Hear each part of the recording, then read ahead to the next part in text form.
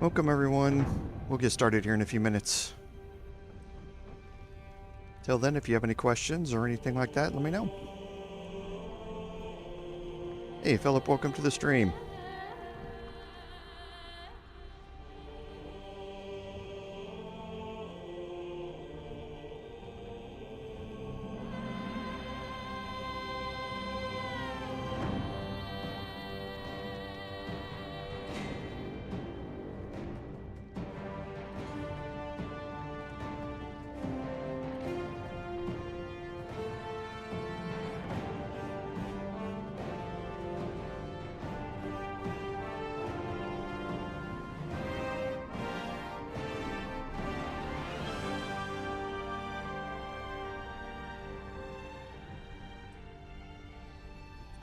Lord Henry, hello. Welcome back again. Thanks for being here.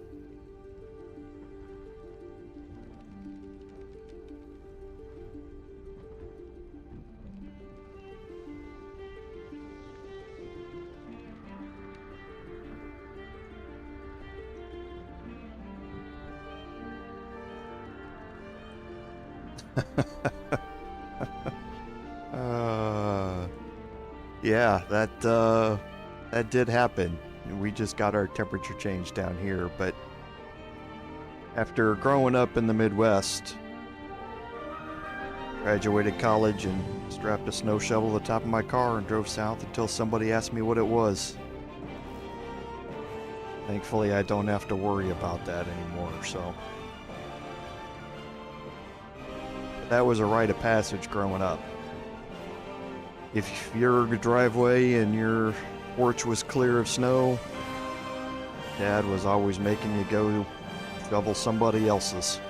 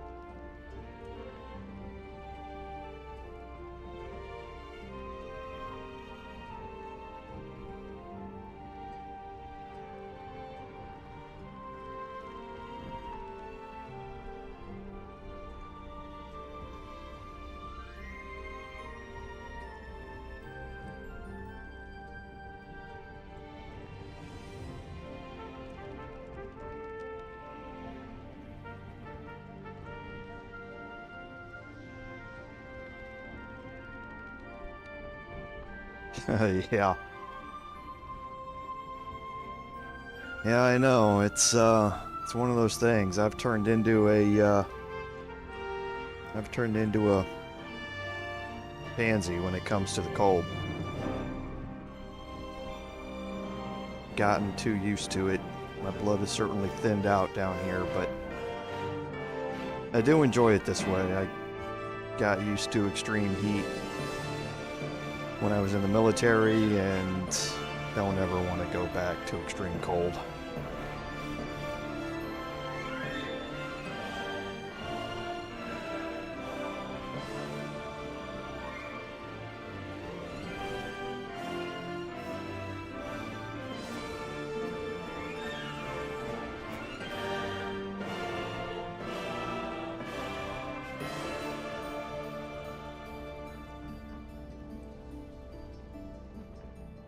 Was this the first major snow that you guys have gotten up there? Or have you had other snows this year? If it's your first one, that's a little late in the season to just be getting it now.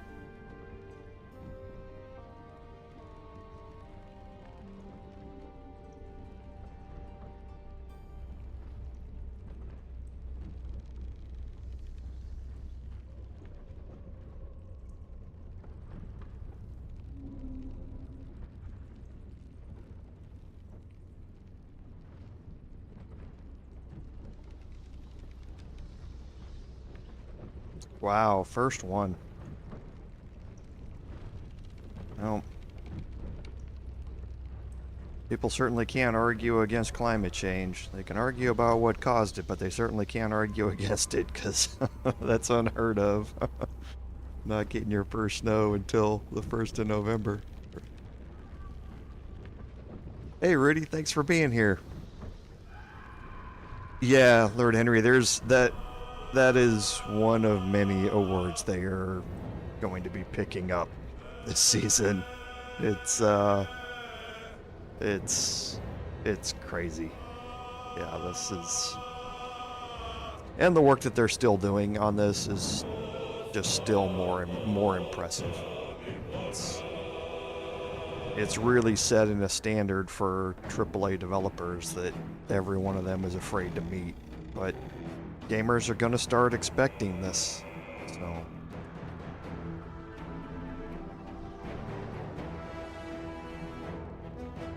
hey, Mean Deed, welcome. Thanks for being here. Oh, thank you very much for that. I appreciate that.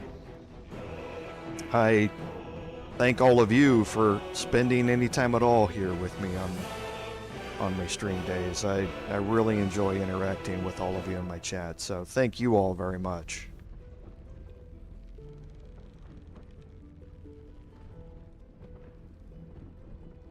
Yeah, that's normally how it works up there, Philip. If you're gonna get one that comes out of nowhere, it's gonna be a bad one.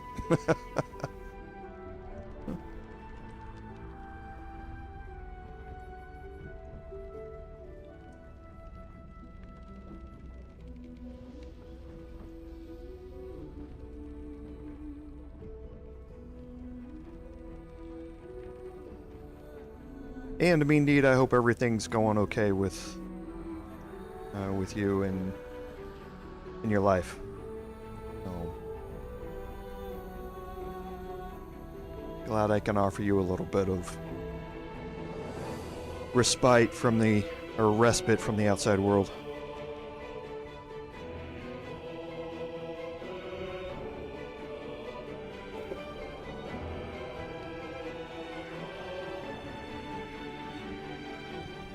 Wow, even in Sweden, you guys haven't really gotten your first major snow in the south.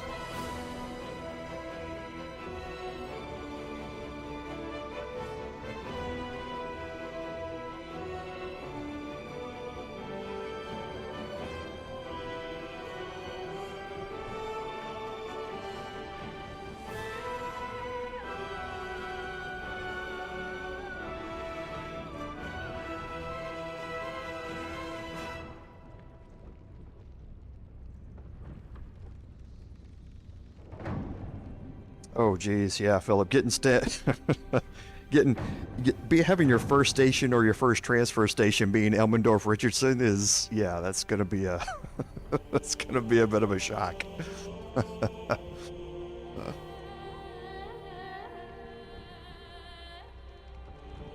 Yeah, ironically, the coldest I have ever been in my life, as well as in my military career, was when I was in Fort Polk, Louisiana. The last place you would expect to get cold, and that was the coldest I'd ever been in my life. We were down there for training before we deployed, and on a 45-minute ride in the back of a truck early in the morning to get out to a training exercise. By the time we got out there, the water in our Camelback water pouches had frozen solid. I mean, it was so bad. And yeah, you certainly don't expect that in Louisiana.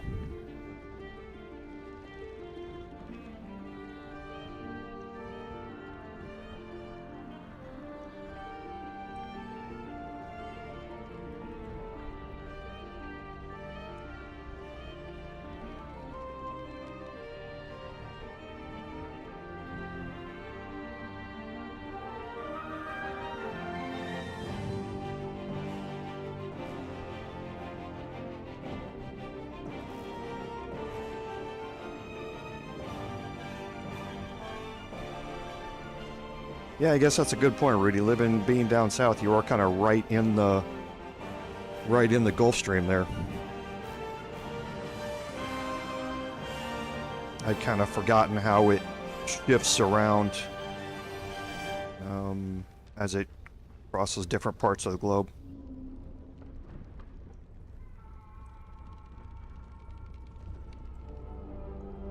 Because, yeah, here the Gulf Stream's obviously, you know, much farther south.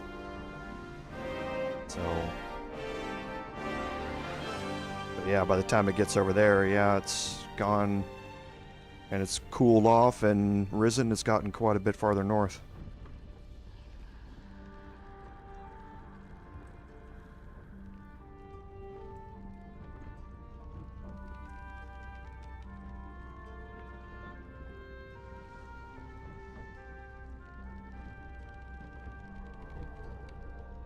Welcome everyone to today's live stream, episode 19 of our Baldur's Gate 3 Bard gameplay series. I'm Commander Jorval, and I want to thank you for coming along on our journey today. So, on some admin notes, the first is a hotfix that Larian put out for patch 4. We talked about patch 4 last week and how extensive it was, and we actually saw a little bit of the issues that came about because of patch 4. The main one being that Shadowheart would again, and this was a problem in early access as well, Shadowheart would sometimes get completely disconnected from your party group and she wouldn't want to follow along. And we actually saw that in a couple of instances in our live streams last week. Well, they've fixed that now in the hotfix, so Shadowheart is now following along when she's grouped up with the party again. There was also some cutscenes with Astarion that were desynced with the voice versus the video playing, so they fixed that. They have added some other, like I say, minor corrections here and there. There is, however, one other issue relating to Vulcan, and this was actually popularized on the forums quite a bit.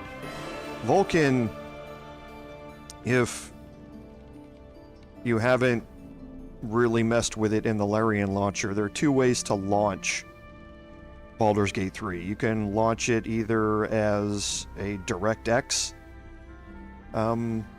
rendering or through Vulcan. And Vulcan on NVIDIA setups can offer higher performance, but it has always been a little less stable. And that's why most streamers launch Baldur's Gate 3 in DirectX 11, just to avoid any Vulcan errors. Well, one of the big ones that's been happening for quite a while now, since launch, was a new error in Vulcan when you would play in windowed mode, which, again, most streamers do play in windowed mode.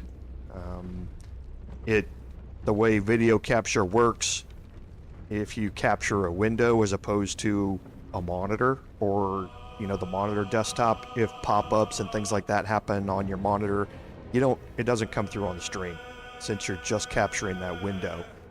So sometimes when you minimize that window, the game would just crash and Vulcan would give you a device lost error and it would quit. It's been a big discussion point in the forums because streamers like to get the best performance they can out of the game, and that would be nice using Vulcan, but that was a big problem for a lot of people. So they got around to fixing that. They think that they fixed it. They've done some changes, they've done some testing, but it's still not a 100% guarantee that they've isolated the issue. Like I say, it's been going on since patch 9, I think, in early access, through the full version of the game. So That's a fairly big topic of discussion on the forums. But if you don't run in windowed mode and you don't use Vulkan, then it's not a big deal. But for those of you looking for that extra bit of performance and who are playing in windowed mode for whatever reason, then there's hopefully a fix out there for those crashes. So, a few other things. The hotfix wasn't all that big. I think there were only a dozen or so changes to it, but do make sure that your game's updated to take advantage of all of those things, just in case. So, I think that's it for the admin notes. So, on a recap, at the end of last week's live stream, we had gotten in a fight while we were crossing Ebonlake, and we finished off the Duergar there and did it as economically as we could, trying to preserve our action economy. But we're going to start this off and kind of go a little bit different way, I think, when we look at it. So we're making our way over to the Grimforge, but let's go ahead and jump back in here and we'll take a quick look and see if we need to make an adjustment here, because this is our last chance to do so.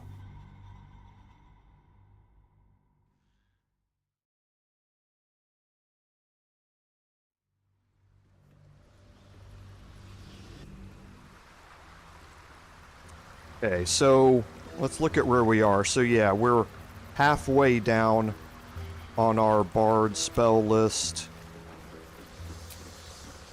Yeah, we are out of everything here. So this is a point of no return, so to speak, when it comes to the Grimforge.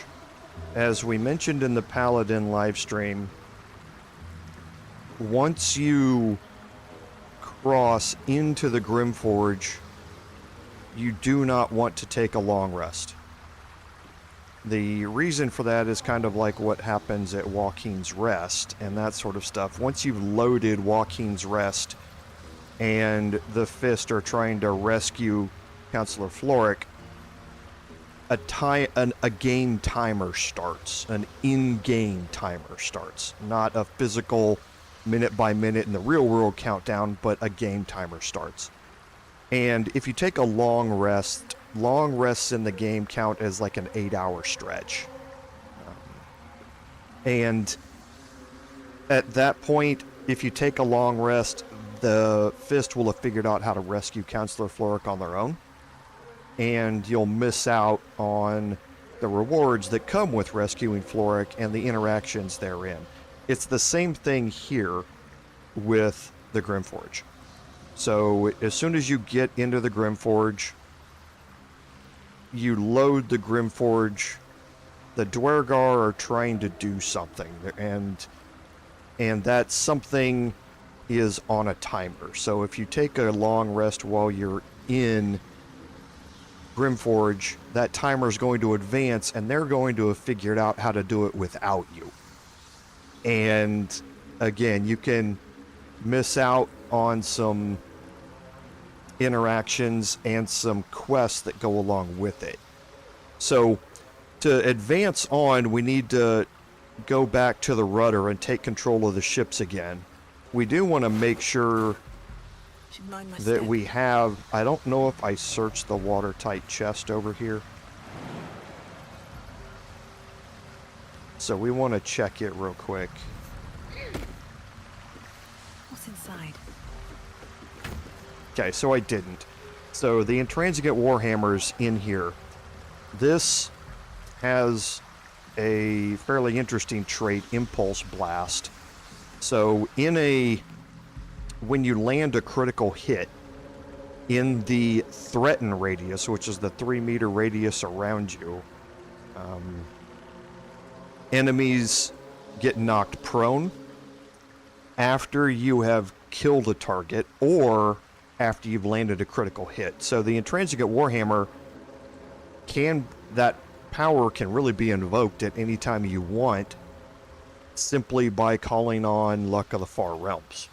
which is going to guarantee you a critical hit. So even if you're not going to end up killing a target, you can knock foes prone in an AoE effect range around you just by landing that crit, and a crit is guaranteed with Luck of the Far Realms. So it can be an interesting item to utilize. It's not something that we're going to be focused on. So over here on Herc, you're going to find some other items that are very, very interesting. The first is Jorgaral's Greatsword. Now this is just a standard +1 Greatsword. However, it comes with the Colossal Onslaught proficiency. So it's a kind of a 6-meter range type of the closest thing I can equate it to is like the spell Lightning Bolt that attacks in a line in front of you. So it's, when you utilize this, you'll see an AoE area pop up that will allow you to do 1d8 damage with this to all creatures inside that line. So can be interesting. It's not normally something that I want to sacrifice the main greatsword damage that I would be utilizing with one of my greatsword users just to have that functionality, but it is kind of interesting. Bow of the Banshee is a great short bow. So the trait with it, it's a +1 short bow. The trait that comes with it is Blood Curdling Emission. So this is on a hit, possibly inflict frightened. So, and you also gain a 1d4 bonus to attack and damage against frightened creatures. Now, frightened, we've learned about before how powerful a condition it is. They have disadvantage on all their attack rolls and ability checks, which makes it a lot easier to land attacks against them. So just like Bane, using the Gloves of Power, or the crossbow that gives it to you, this is a ranged version of Frightened, which is incredibly useful.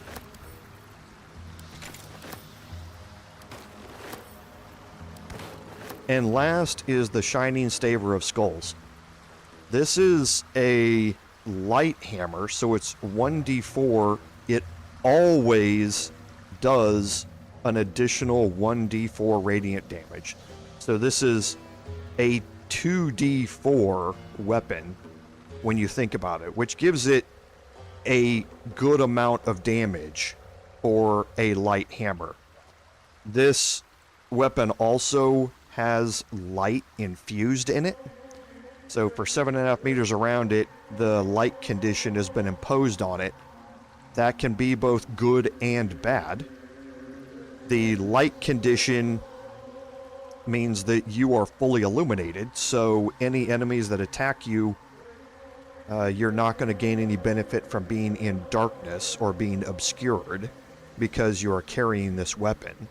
However, it also means that for 7.5 meters around you, you're going to illuminate enemies who are also obscured, so they are going to lose their obscure bonus. One of the important things about the Staver of Skulls is the fact that it does radiant damage. And part of what makes it indolence breeds madness. Useful is when you pair it with, for instance, boy, now I'm going to forget what the name was. The Shining Armor or the Guiding Armor.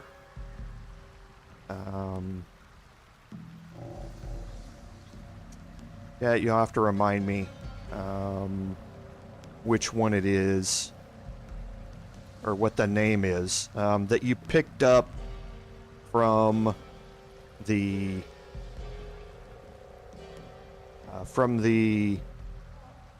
Selûnite Temple in the Underdark. It allows you to, or it casts the Radiant Orb buff, or buff and or debuff, depending on how you want to play it, whenever you cause radiant damage with it. So, the Shining Staver of Skulls, just with your melee attack, not necessarily having to cast a spell to do it, can allow you to impart that buff and or debuff as well. So it can be very, very useful when you combine it on, say, Shadowheart or somebody like that who's causing radiant damage with Guiding Bolt, Sacred Flame, and now they have a melee option, the Luminous Armor, to be able to do that. Thank you, Lord Henry. This gives, you know, for instance, Shadowheart a melee opportunity to be able to add in that same effect, because this is always causing radiant damage. So, for a light weapon with the addition of the 1d4 radiant all the time, it does a really good amount of damage. So, a good weapon to have stocked around. I use this on my main playthrough on Shadowheart. I used it during this time, during my main playthrough. It was just very useful for her to be able to keep that Radiant Orb debuff, is how I used it, available all the time. So now here I think we've finished everything else off. No time to rest. So what we're going to do is go back and grab the rudder again.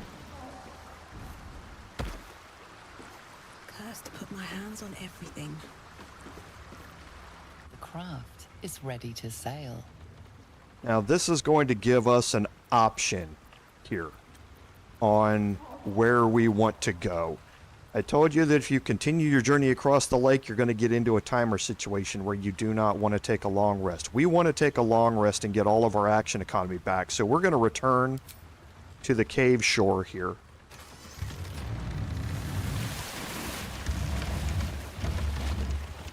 Hey, Ostamura, welcome to the stream. Thanks for being here.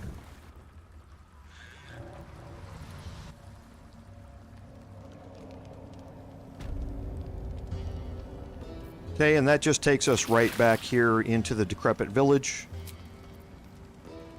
And we can take our long rest here.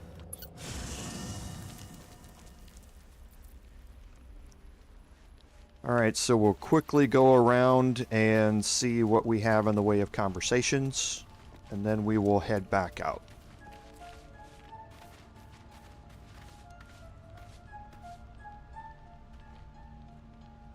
Shar's blessings upon you. Okay, nothing new from Shadowheart. Astarion obviously wants to speak with us. Here's my little treat, with their cheeks all flushed. You will come to my bed tonight, won't you?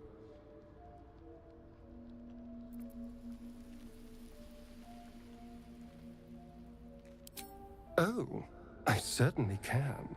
It would be my pleasure. How about this one? When I'm with you, I feel practically alive. Yet I crave only to die again. With you.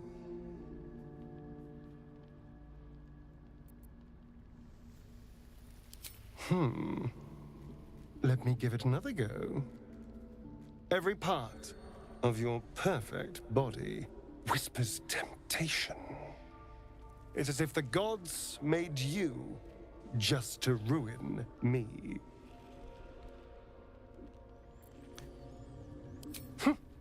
I can go all night with the flattery. But is that really all you want? How about if I said these little words? Everyone's favorite. I love you.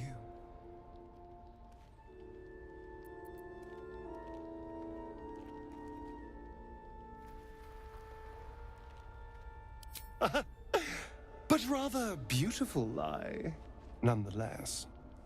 Now, as much as I relish standing around and saying all my favorite lines at you, I'd much rather we got to experience each other's full portfolio of talents once again.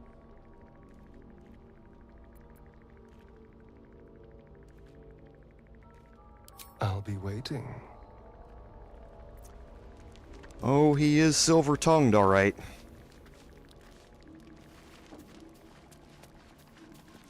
I don't think I've made any changes to this, but oh, I can't make any changes while I'm in-game anyway. I don't think I can. Okay, yeah, they're turned off. Just want to make sure. So let's talk to Karlach. What's on your mind? Okay, nothing new there.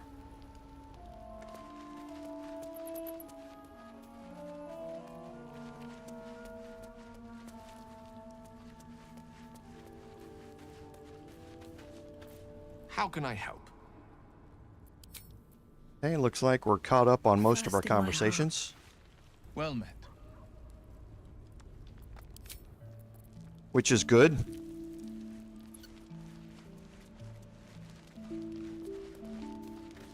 You wish to speak? It's had the whole region around Moonrise Towers in a chokehold of darkness and despair for years now. Those who remained are shadow-cursed. If you don't die at their hands, then you become one of them. We have to get to Moonrise, but the less time we spend in its blighted surrounds, the better. Precious little, but I'm quite certain it can still be found. With such stimulating company? Never better.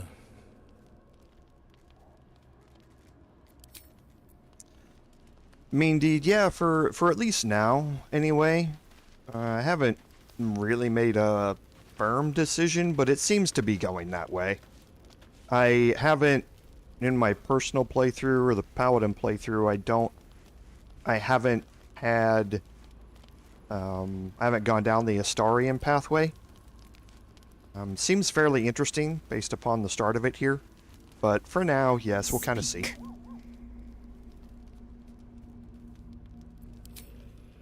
Okay, so looks like we are caught up on our conversations, which is good. Let's take another look here and clear out our inventories of stuff that we don't want to keep around. I want to be able to sell this.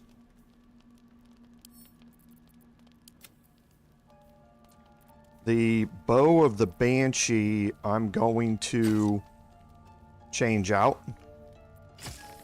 here.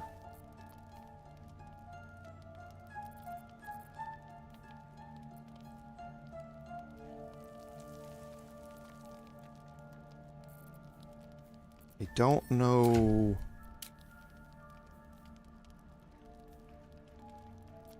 Okay. So I think I am going to change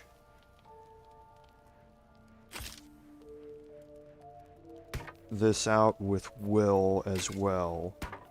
That's a slight drop in damage, overall damage output for him, but having the bonus of being able to cast Hunter's Mark and having Feller of Monsters can be very useful for him, especially when Eldritch Blast is an attack roll, and having advantage against monstrosity types could be very useful. So here, just going to send off some other things here. Okay, so these are all things that I'll want to keep around. Yes. Okay, so here,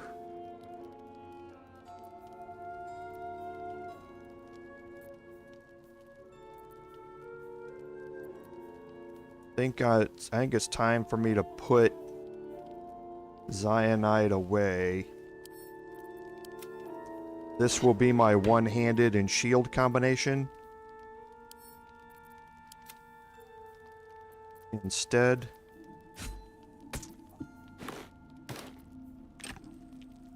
And these are all sellable items.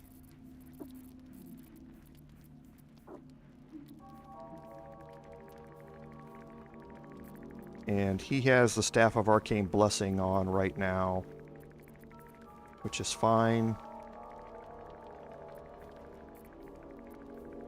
And then Astarion. Yeah, the Gloves of Thievery. We're going to be utilizing quite a bit more. The Spring Step boots he's not going to need anymore compared to the Boots of Speed.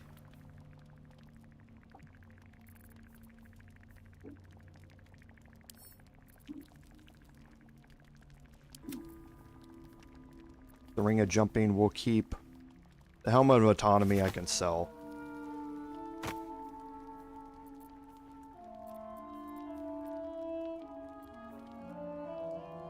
Okay, so one last check just on the healing potions.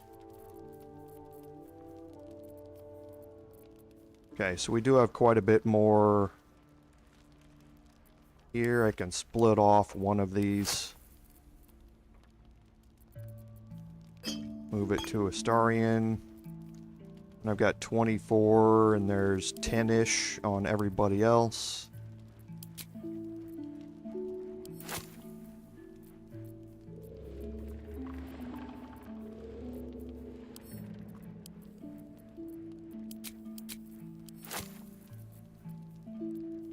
So we'll just up these for everybody here real quick.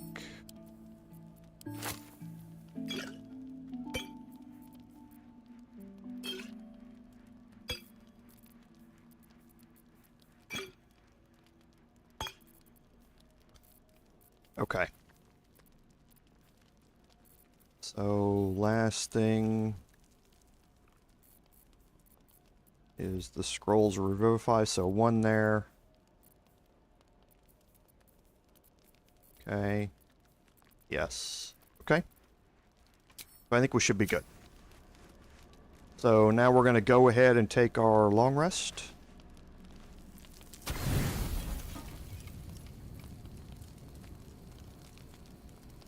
We're actually not going to utilize the blue caps or the glow caps.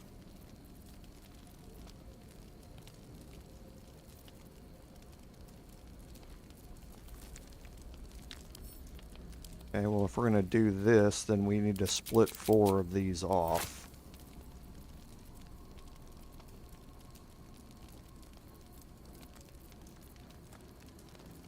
Okay.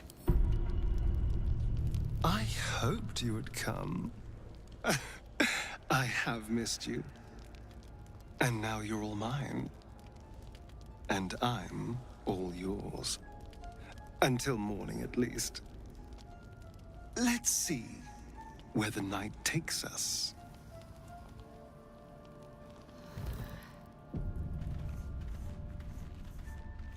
Okay. So now we'll check and just make sure that there are no other conversations that are needed. There's not. We're ready to leave. One thing before we leave, we want to make sure we do is take a potion of animal speaking to get ready for our day. We'll go pet Scratch. Hope you're keeping well, friend. Because you always pet Scratch before you leave camp, right? Yeah, Astamura, you quickly get item overload. That's one of the things that was commented even in early access playthroughs. There's just so many options. Okay, so before we leave here...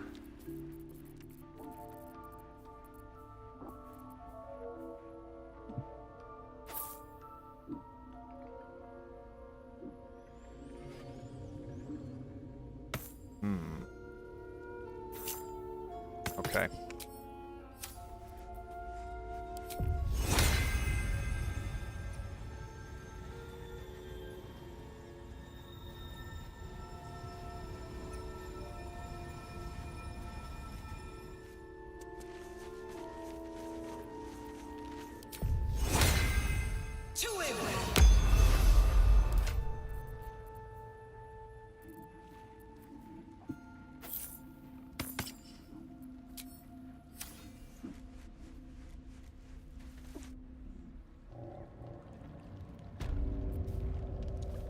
Okay, so now we'll head back out. And why am I heading that way?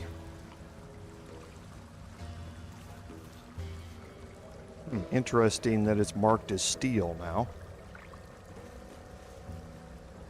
The craft is ready to sail.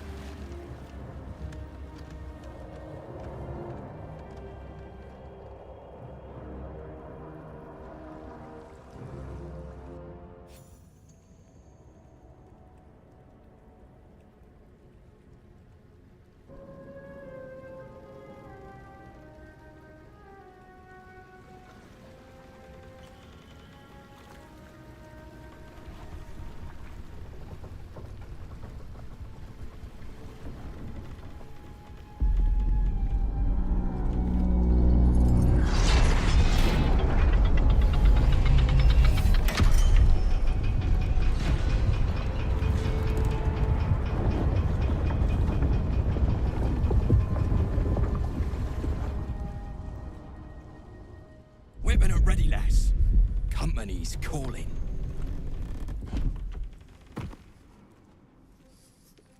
What do we got here? Dead hoon walking, seems like. Got any reason I shouldn't sever your head and toss it to the Rothe? Another belligerent dwarf? This is getting tiresome.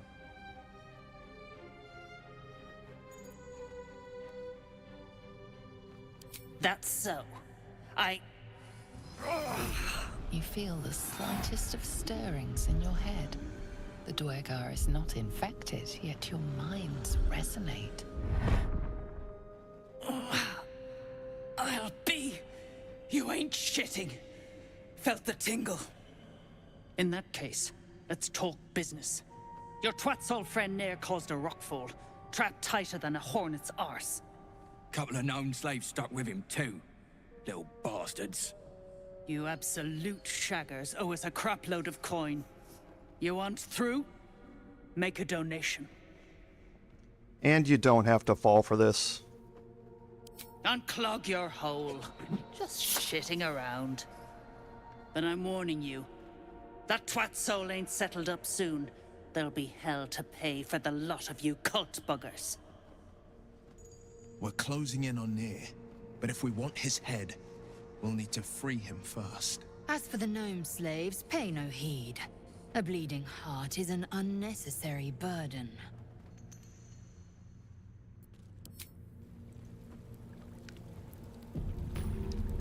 Okay, so now we've landed here at the abandoned refuge, which, as you saw from the cutscene, is an old Sharran temple.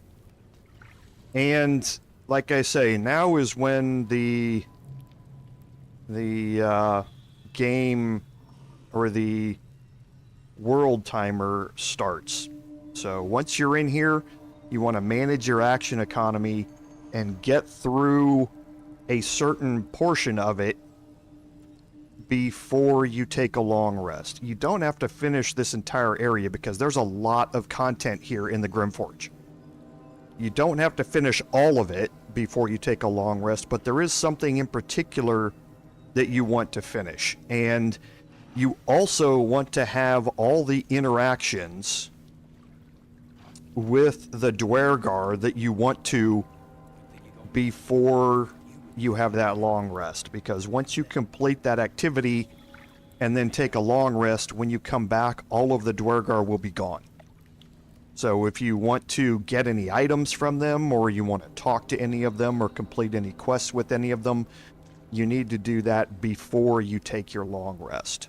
So we're going to start out down here, and this first area that we're in is kind of separated from the rest, just because to continue on you have to head up these stairs and around into either this area or here, and none of the Duergar up here come down into this area. So if you want to get into any fights or anything like that down here, you certainly can without angering the whole rest of the encampment. down here. So like I say, it's a little bit separated from Things have stayed interesting. the rest of the area here.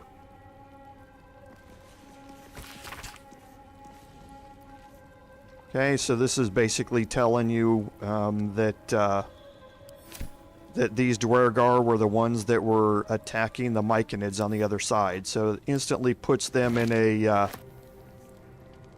I don't like you situation. Batter note just talks about the 2 fish barrels here. And again, most of these items here are going to be marked as steel, so be careful what you click on. We're going to head up here, and there are a couple of Let's have a look. trunks here and barrels that are not marked as steel. I don't think I need any more trap disarm kits. Or I don't think Astarion does. Keep a blade close. No, he's good. So we'll just pick these up to sell. No one back home will ever believe this. And there is going to be an option to sell here, Move so... deep and move. Again, an executed drow down here, but most of these all marked as steel. And we can go over here and we can talk to Dead drow Murmath. publicly displayed. The Duergar is Don't like strangers here. But Absolute must have took you in. Me? Who else?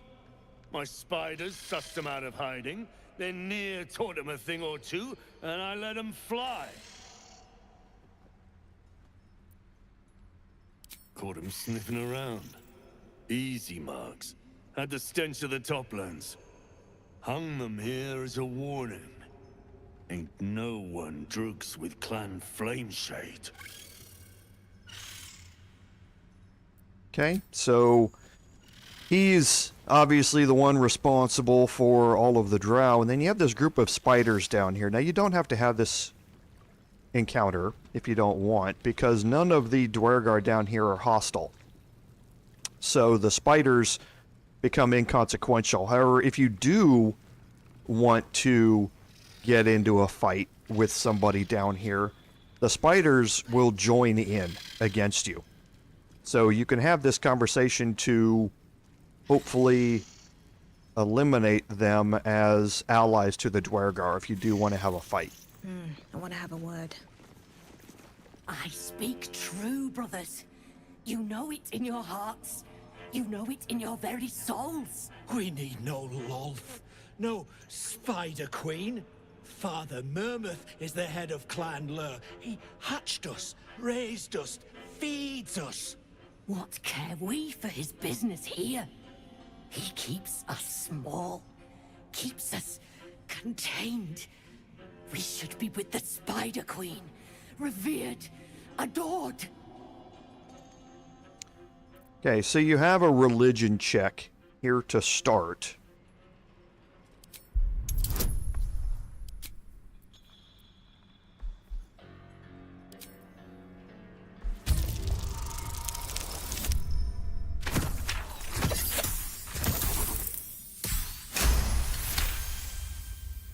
You've read that harming spiders is illegal among Lolth's faithful, and often punishable by death.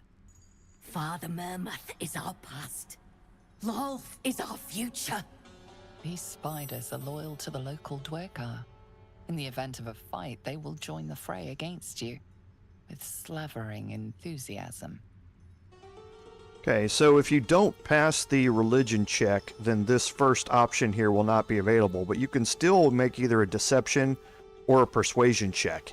So arguably, it's a lot easier for me as a bard here to make a persuasion check at this point, but there's no harm in trying the religion check first.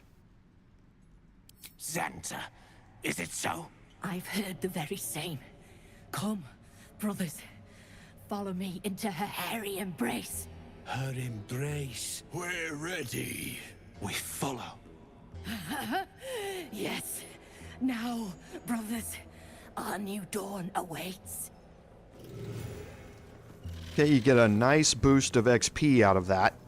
and the spiders will now take off. So again, if you're not planning on getting into a fight, you don't have to do that, but you might as well. And now we have another encounter up here that we want to deal with.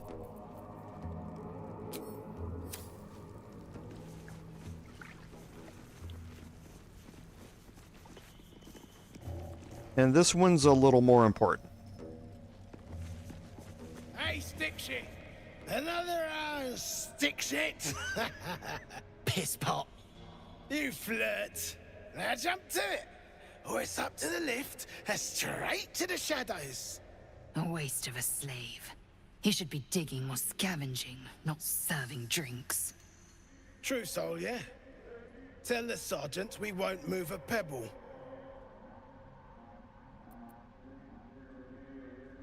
Hold out your hands, hoon. You heard the man. Let's see him.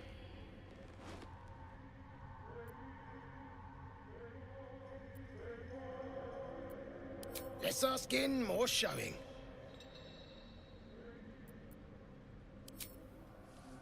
Five working fingers, nice and bony. Prime for digging. You want Nere? You claw him out. My drinking hand's busy. And you'll appreciate how few shits I have to give you. Hey! Stick shit! Where's my drink? Coming right up, piss pot. Stick shit talks like smug, and he wrecked that shroom village. And then shagged it. Here's to smug, nasty prick. Okay, so we're going to talk to Skickpit again here. Piss off. My side? I heard the piss pot. You're a true soul, same as Nere. So like I said, piss off.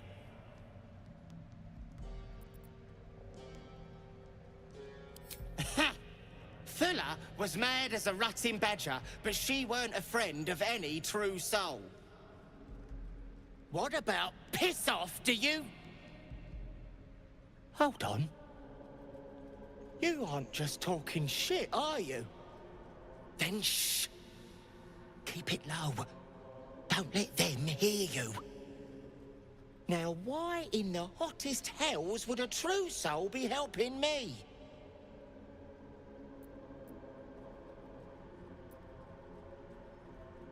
Free from your mouth, I hope. Go on then. Split them open. I'm not gonna stop you. But you better finish the job, 'cause I'll be the one to suffer if you don't. Ain't you hearing me, prickhole? Piss off to every last hell. Okay, so we're going to break our group here. We're going to go up to a basic poison, and we're going to split off one of those.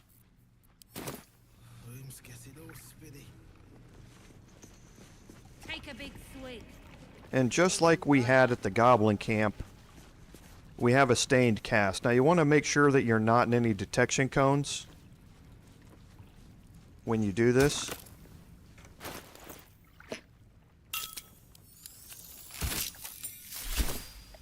Okay, and then you get a poisoned bear barrel. Now, Skickpit's already delivered this round, so you have to wait a second. I'll give you that. And he will deliver the next round. And that next round will have a little additional seasoning for flavor. And unlike the Goblin Camp here, these two are isolated enough that you don't have to worry about any of the other Duergar taking notice of what happens here, so you can just sit here and watch it happen without any repercussions. So Skickpit's going down here. He's loading up on a couple of flagons of beer.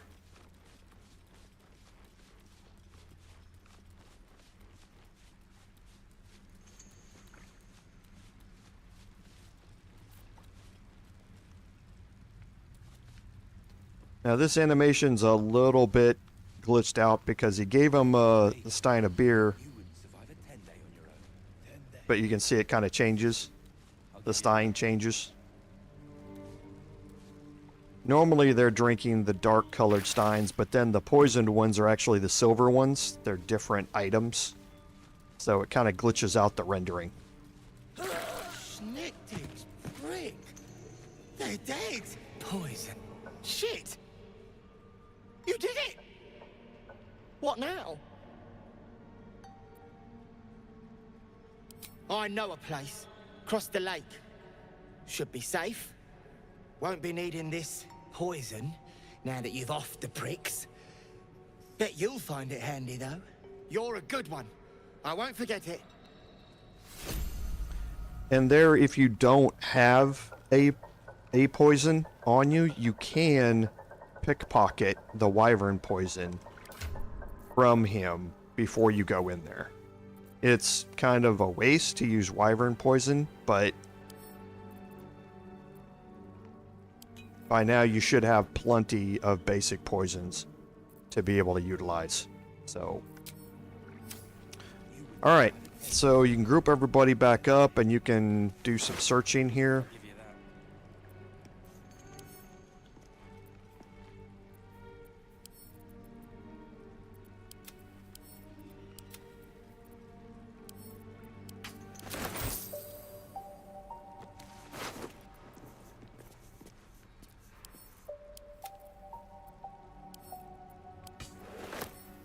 You can read his journal. Basically, he spends his entire day drunk all of the time, and that's about it.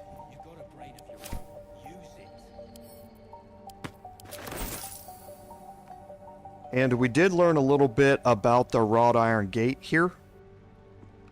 And I actually haven't done this. I don't actually want to test it on stream. I haven't done this. I know in early access you could click on the gate and it would give you a warning about heading out through this exit before you're ready, so to speak. But they did let you know in the conversation there that if you take this elevator up here, it's going to take you into the Shadow Curse lands. And if you're not ready for that, then you obviously don't want to head that way. Moving ahead.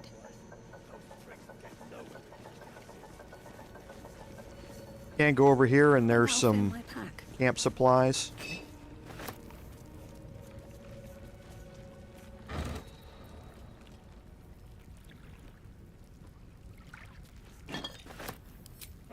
Don't know as if I'm going to need that, but I'll carry it for now. But yeah, more camp supplies that you can search. You got a brain of your own. Use it. Couple of fish barrels.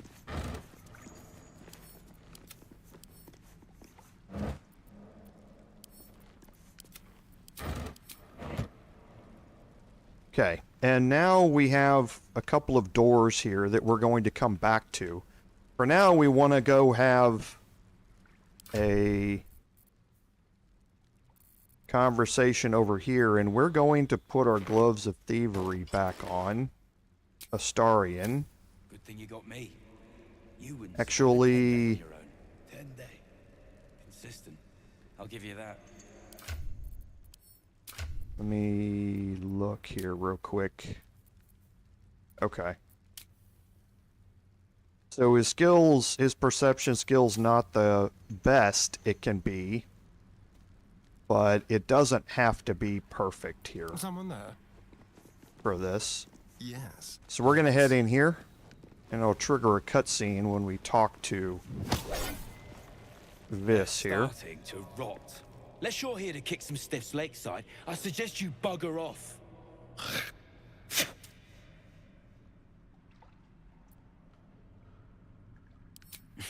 You gotta be kidding. These trash don't have nothing on them but rocks. Rocks. Okay, so here you have a perception check first. Can add in guidance. It's just a straight 50-50, even without any bonuses.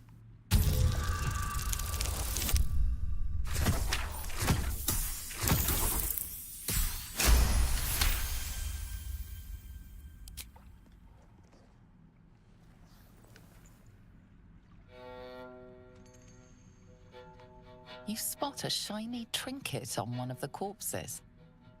Now, if you're going this way, this is why, in particular, I chose Astarion. You could go the deception route with a charisma-based character like my bard, but it's because of the sleight of hand check here that I can make,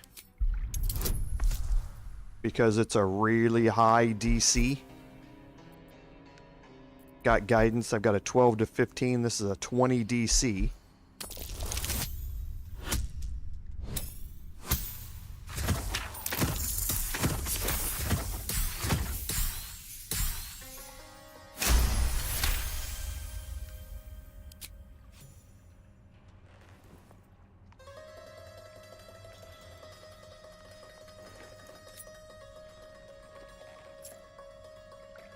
Quit sniffing around. You're starting to get on my nerves. Nerves? Okay, so you picked up the fetish of Caladarn and Smooth Hands. So for the rest of this, there's another book down here that you can read. Nothing in particular about it.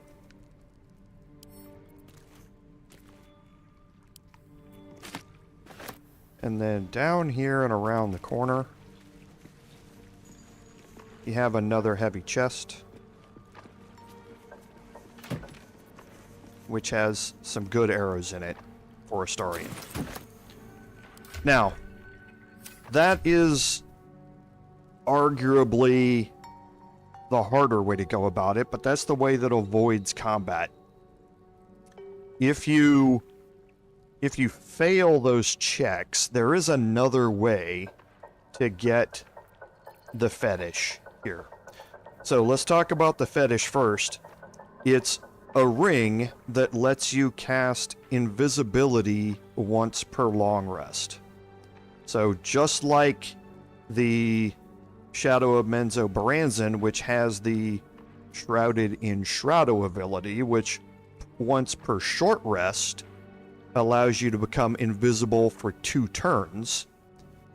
The fetish allows you to cast the invisibility spell, which is a 10-turn invisibility, but it only allows you to do it once per long rest. So it's another great way to get free access to the invisibility spell, which can be incredibly useful in a lot of different scenarios. So I don't think I want to get rid of anything here. Okay, so I do have an opportunity for either one of these. Neither one of them are great.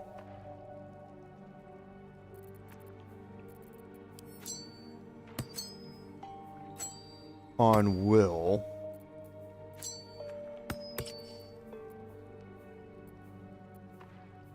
Okay, I guess I could swap this out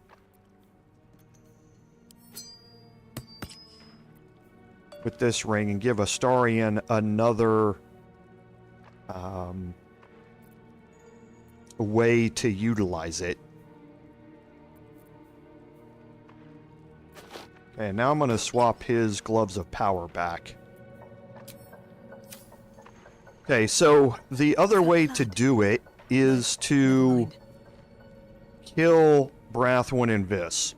You can get into combat with them, and again, if you've already eliminated these two, they won't get any more reinforcements, so they're fairly outnumbered.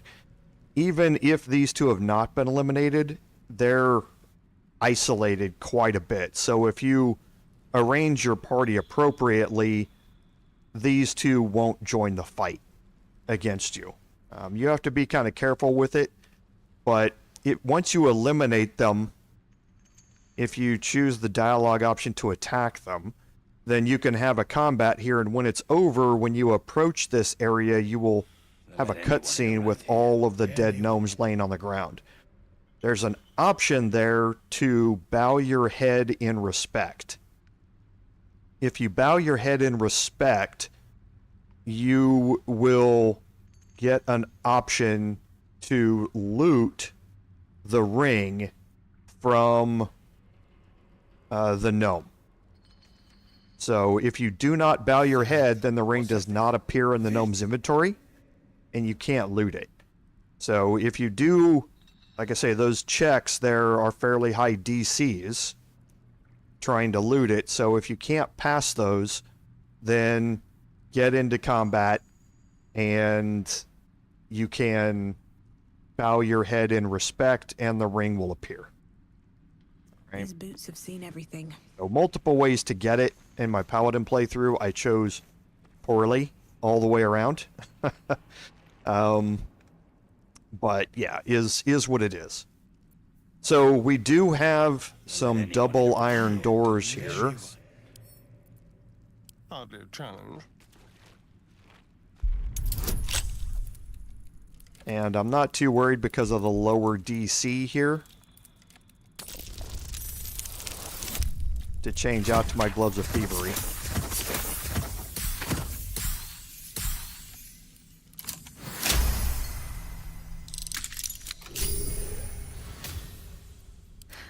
I've got a long road ahead.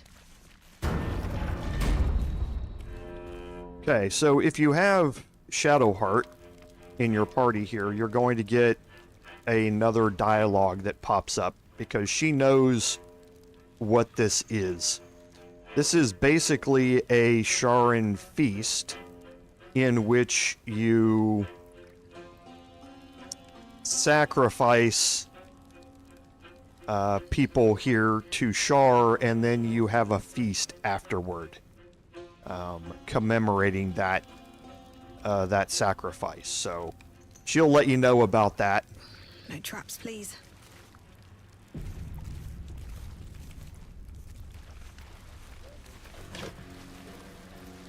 Now in here you're going to have a lot of silver. The scraps of a nightfall feast. You learn... Worshippers did this. Why slow the senses with food and drink before a killing? Pointless. So yeah, if Shadowheart's in here, you will get an extra dialogue of her explaining what this feast is about. Now in here you're going to find a lot of silver implements. And they're all worth a decent amount of gold. And like I say, there's no reason not to pick them up. You're going to be selling all of this here fairly quickly. So you can just pick it up, get some free gold out of it. So then here on the table, you can hold left alt and you can see all of the silver items that are here. Might be useful.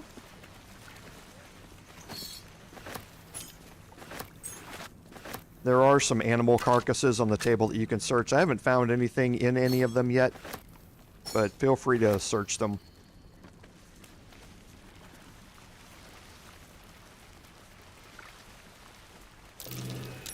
That's curious.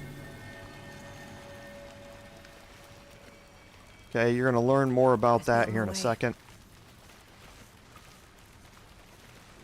Then here on this table, there's some more.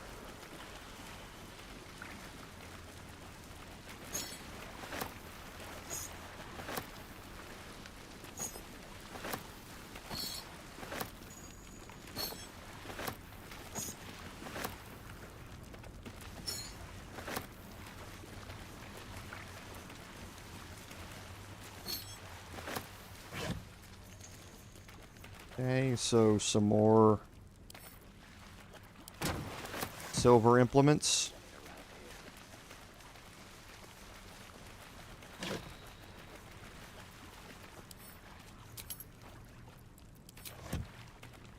There is regular silverware in here too that you don't want to pick up. And more camp supplies.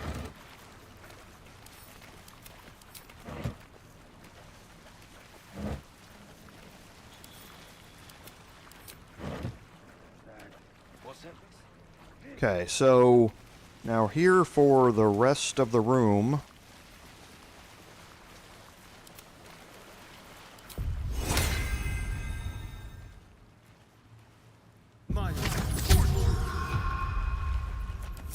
Shouldn't have wished to live in more interesting times.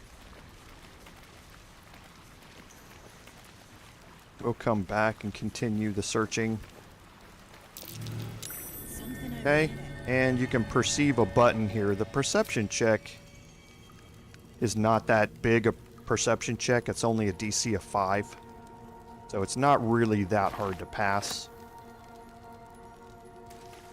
Can't slow down. Open up. There's a pitted key here, which you'll want to pick up. And then we have the button here. You can see kind of on your mini map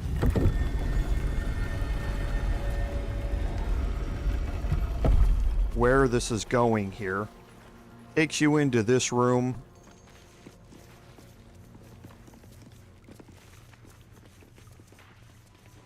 And there's some double iron doors here, which leads you into this area. Now I'm gonna forego this area for now. We're going to come back to this area a little later. The reason for that is that the main quest here of delivering Nere's head here, basically, just letting you know that we have entered the Grimforge. This is a Sharran fortress. So, delivering Nere's head, save the Grimforge gnomes. All of this has to deal with Nere. And to rescue Nere, you need an item. The way that the quest plays out is you need to head this way to get that item. However, we have been picking up items like that for quite a while now, and we have them in our inventory, so we do not necessarily need to go down that whole quest route to complete this. And the items that I'm talking about are smoke powder satchels and smoke powder bombs. Either one of these are going to work for the purposes that we need here. But these items, if you have them in your inventory, then you don't have to venture in here yet. The reason I'm not going to do this is because I want to save my action economy. Again, I can't take a long rest. And getting through the portions of this that I have to get through and still have spells and action economy left for the fight with Nere is important to me. You certainly can go in there and follow the full section of the quest. It's just easier from an action economy standpoint if you don't. One of the other things is this door here. What a day. Still breathing, despite everything. Okay, when you come in here, you see we have some crates and trunks.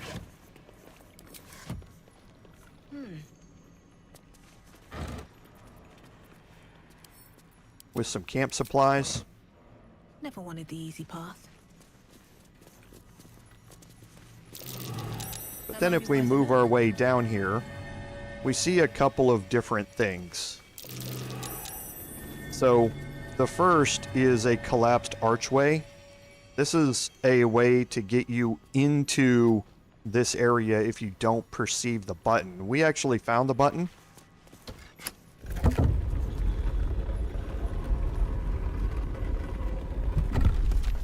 We can enter into this room here, and there's a heavy chest.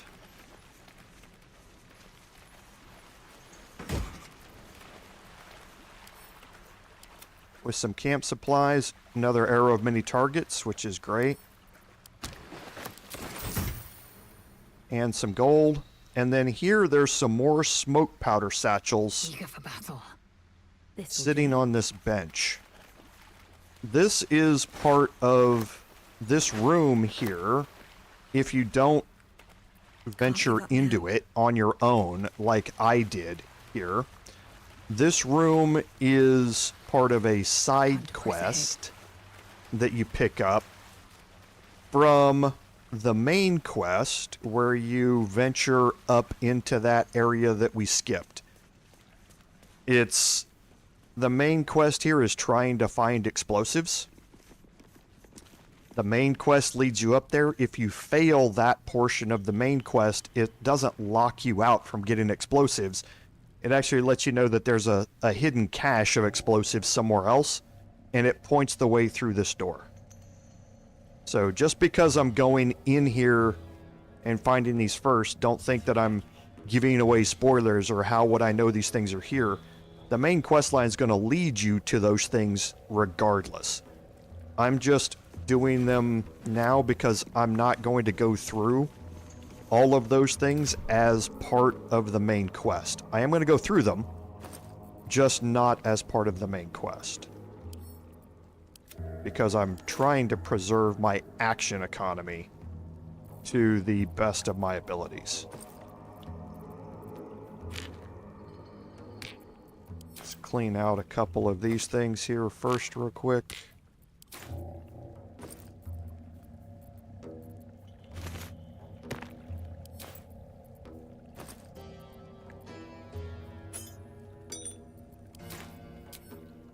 Okay.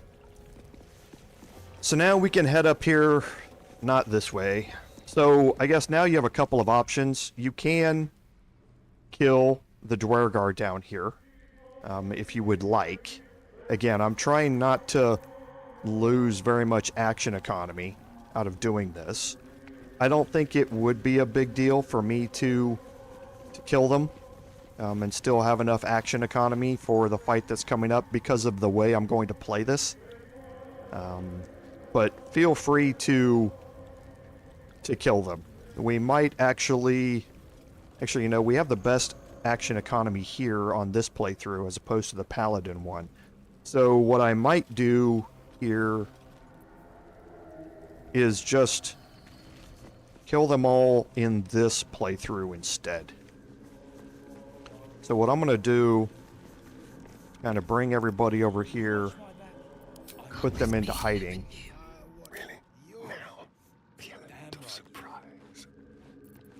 Astarion doesn't need to be in hiding while he does this.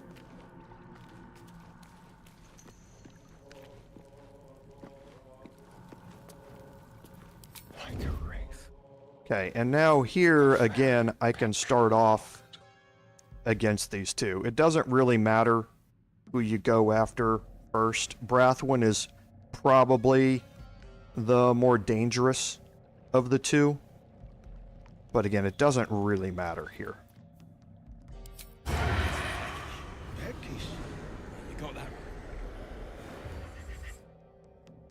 Okay, I don't want to use Luck of the Far Realms. You attacked someone. Only the guards are allowed to do that, as this one is about to demonstrate.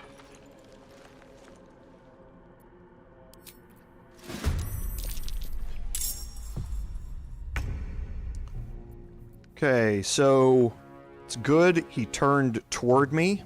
That's what you want to have happen. Is that he turns toward you so it frees up the area behind him for your other characters to approach. So I am going to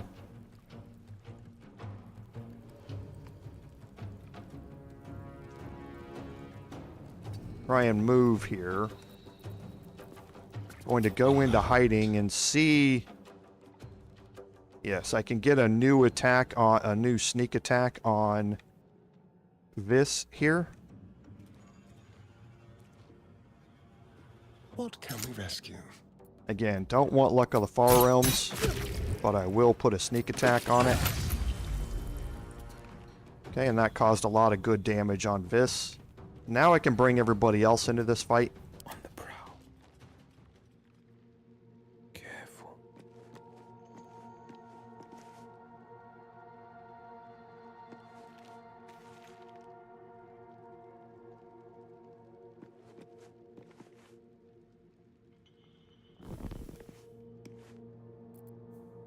And I want to try and focus again with my cantrips to keep my action economy.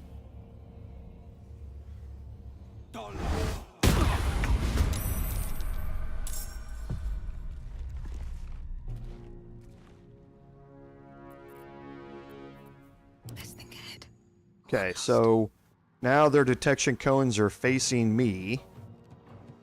Should mind my step. Not necessarily a problem, though.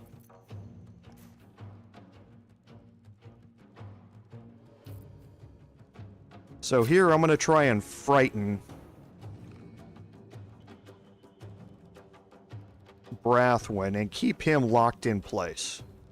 I just want a little. Okay, so I got a crit. He did save against it, though. My patience wanes. Not one false move.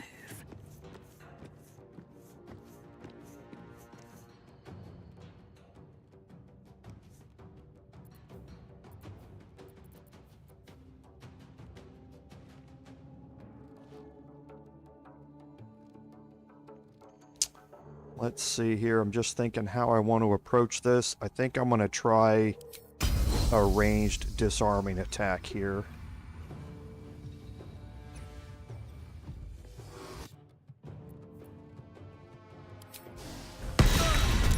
Okay, so he saved against it. Okay, so now with my bard, I'm going to move her up here because of her high armor class to absorb any attacks instead of Wyll. Swift as my feet can carry me.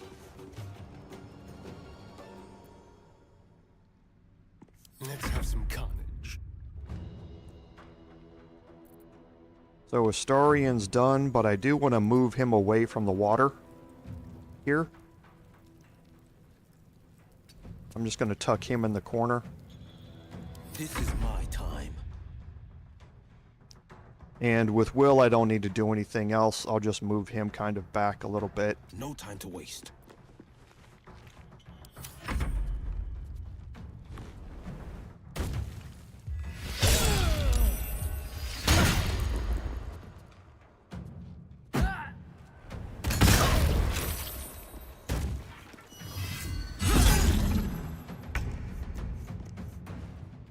Okay, and now Lae'zel can move up here.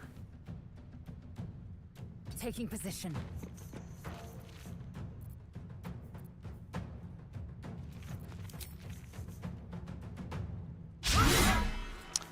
Thank you so much. I appreciate that.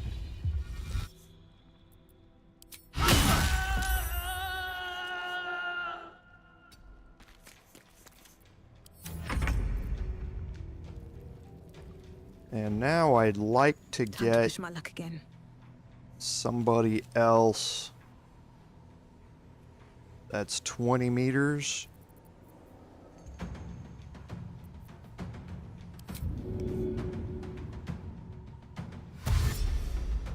I can get there. Wonder if the gods are watching me. Yeah, I'd like to threaten Vis here.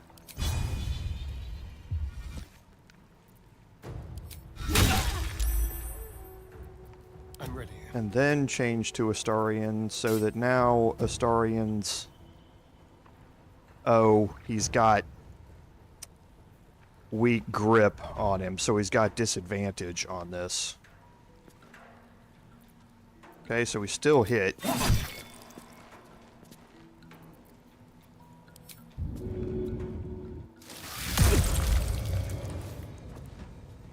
Okay.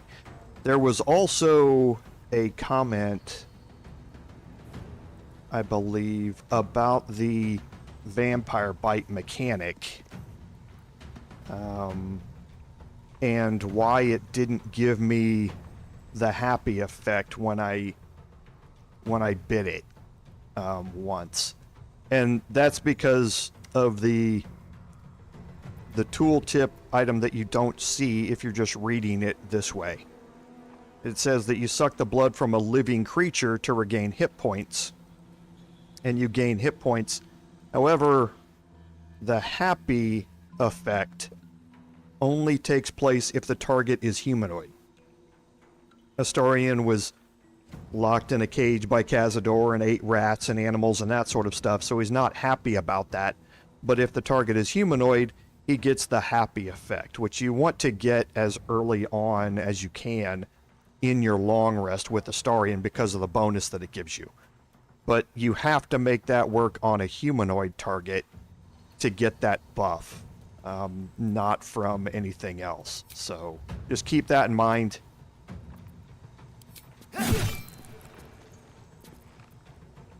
Nothing important is ever easy. This is my time. Guess the question with Wyll here is...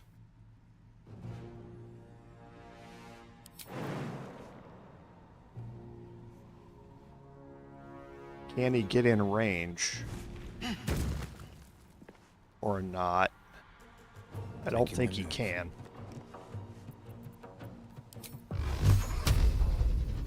Nope, just out of range.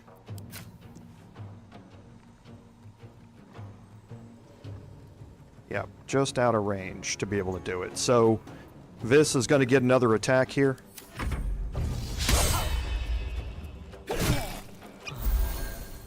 Okay, not ideal.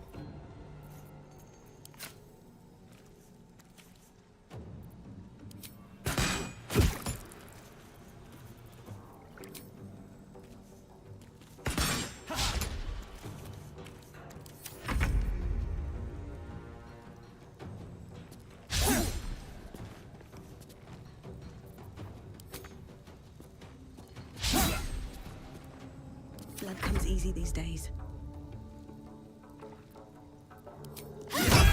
Alright.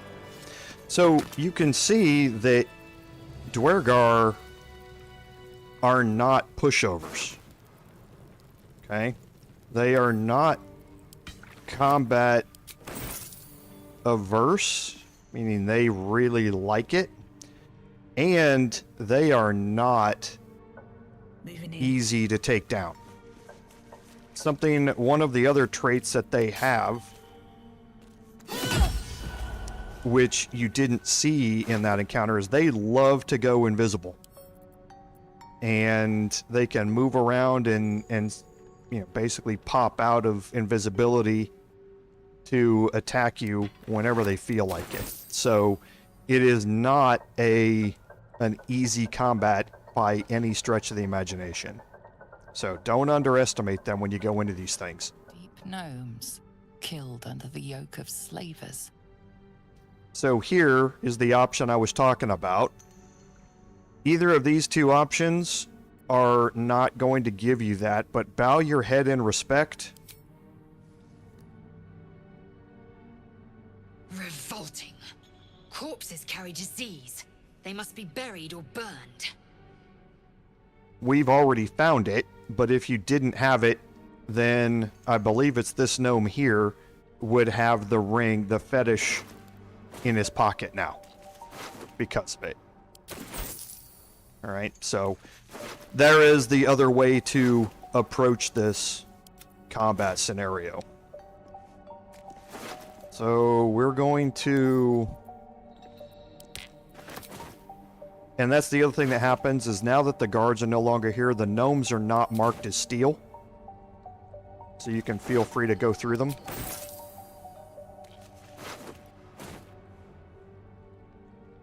Alright, so we can group everybody back up.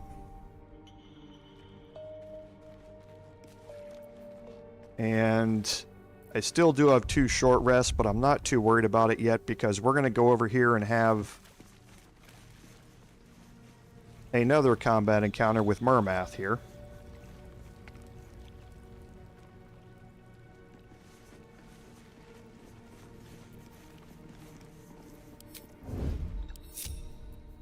Shall we?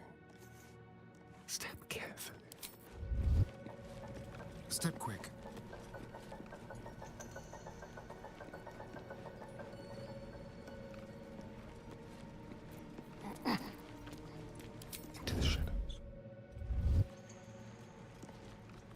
And we're going to again make sure that... ready or not, let's go to pass. You attacked someone. Only the guards are allowed to do that, as this one is about to demonstrate.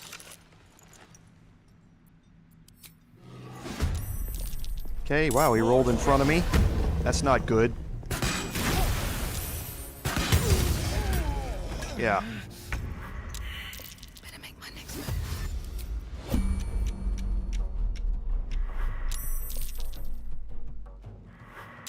Okay, so that's what happens.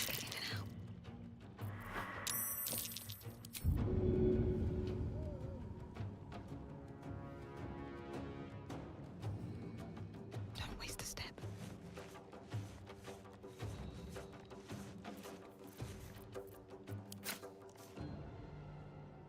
If you fail this, and she can't even get into combat range there. Enough waiting.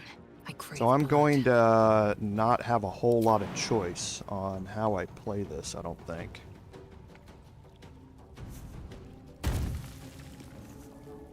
Objective noted. That's not even far enough. Keeping quiet.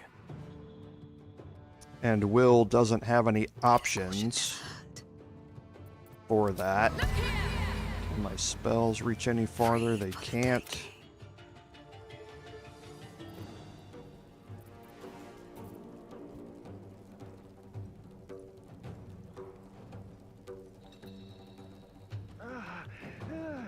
Okay.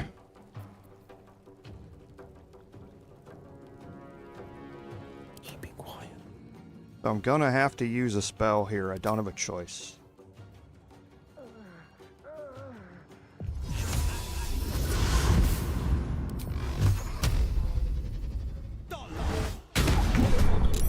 Okay.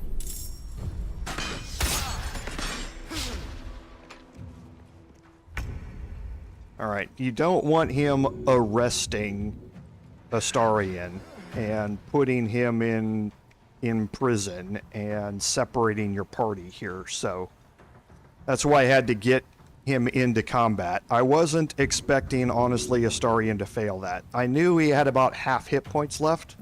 I just wasn't expecting him to fail it. But then even if he did fail it, I wasn't expecting Murmath to get a crit on that either. I figured Astarion being back here obscured would lower the hit chance enough on his crossbow to at least get a miss, but when he did get the hit and then it was a crit, it just became a problem at that point. So now again, no plan ever survives first contact with the enemy, right? So Wyll is up first here.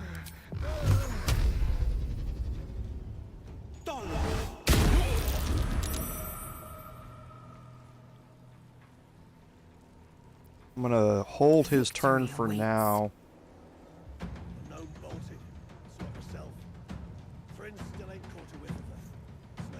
Make way.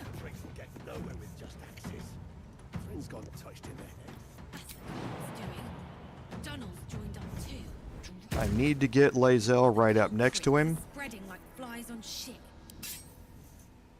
so that he has disadvantage on his crossbow shots. Even if I don't land any attacks here.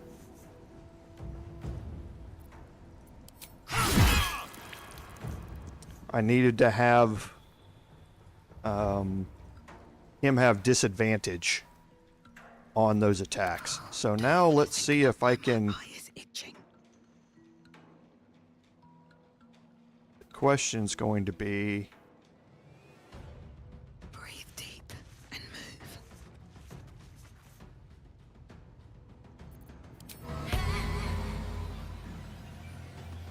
Don't mind. You and nostrils. Okay. Not going to use her action surge or anything yet. On the victor's path.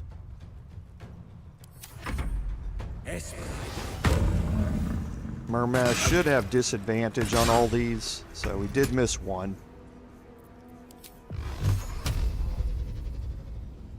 This breeds madness. The gnome bolted. Like myself. Friends still ain't caught a whiff of Trust it. no one.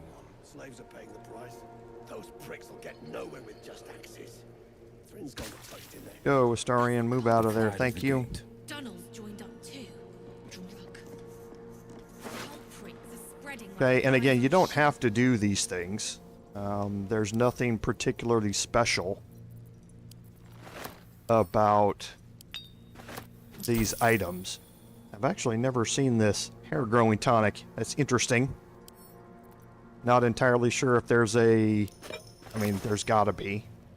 But I'm not entirely sure what the additional storyline there is behind it. With haste. Always room for more.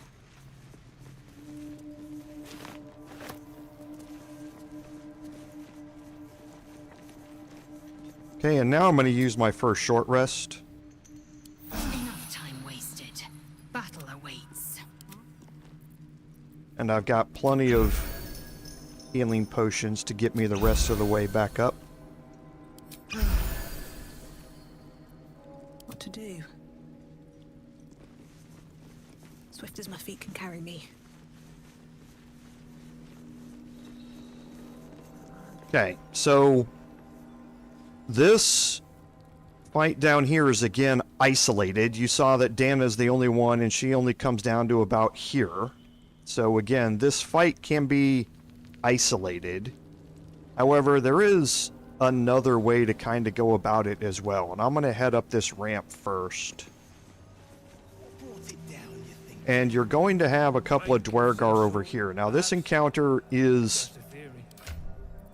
kind of special.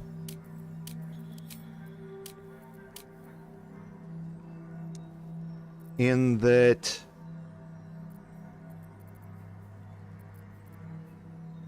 I'm going to need a couple of different types of checks here. And the checks are not normally the same type of person. And what I mean by that is he's got the warped headband of intellect. I'm going to change this out.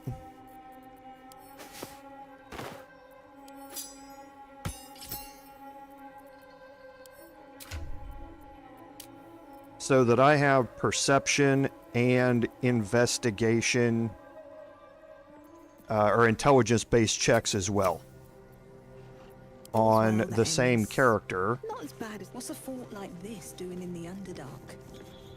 Whoever built it, they've let it rot for ages. Very well. I head around here and talk to Stonemason Kith. I need a quick word. How peculiar. Smooth face, cobbled edges. They're a sign. They must be. A sun dweller in these parts. Look here, my topside friend. I need fresh eyes, and I doubt I'll find fresher. The rock, the rubble, all of it, if I may be so bold. Take a look. Tell me what you see, and be thorough. Okay, so there are 3 checks here to make. I actually have Bard options here on 2 of them, which get me advantage on one of them, so that's good. But passing your goal here is to try and pass all 3 of these checks, and you can see they're split. This is a wisdom-based check, and these are intelligence-based checks. Normally 2 traits which aren't on the same character. So that's why I shifted over the headband of intellect to be able to make these. However, I also have advantage on the history check here. So I'm going to go this way first. The checks aren't that difficult to make, but you want to take every advantage you can get here.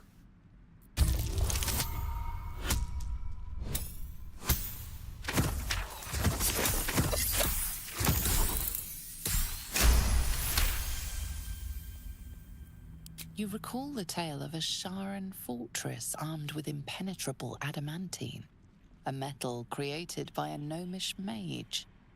There were also whispers of the gnome's secret project, an invincible guardian, though its existence was never proven. What do you think? So you have the option... Oh, actually...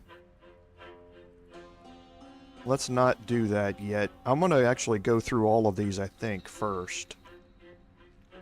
I'm not going to do the deception check. Let's do the history check here first. Because this is my first time playing it with a bard, so I'm not entirely sure how the bard option works.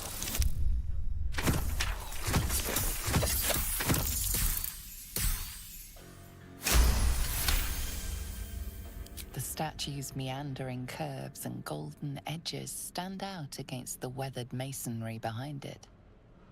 Two styles, two eras. The statue was carved from newer stone and erected by latecomers to this ancient fortress.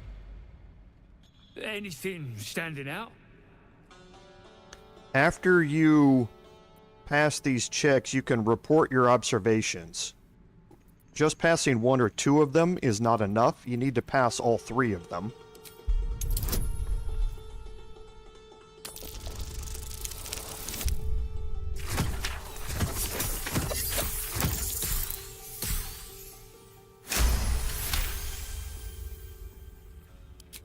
Boulders and stone bricks of various sizes clutter the corridor, many split cleanly in two.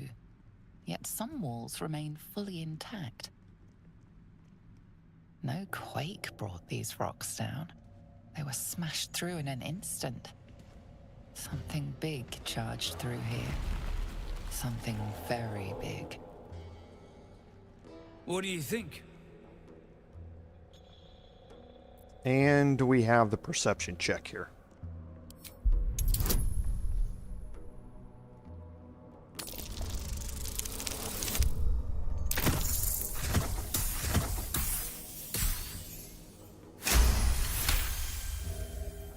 Several glassy stones stand out in the debris. Their borders are coated with tiny yellow crystals. The hottest of flames smoothed the stone and left sulfuric crystals behind. The fires of the hells have touched Grimforge. Okay, so now I guess I have... Normally you would report your observations here. I don't know if going the bard route here does anything different.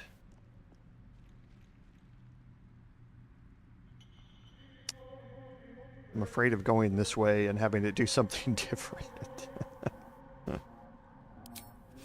Incredible. An entire history risen from dirt and debris. Picture it. An ancient city, hewn from the stone by disciples of Shar, later abandoned. Untold centuries later, a new tribe revives it. Fresh walls, fresh sculptures. Until a great hell beast charges through, toppling the walls and crushing the people. That explains the infernal plate I found. Perhaps you might have use of it.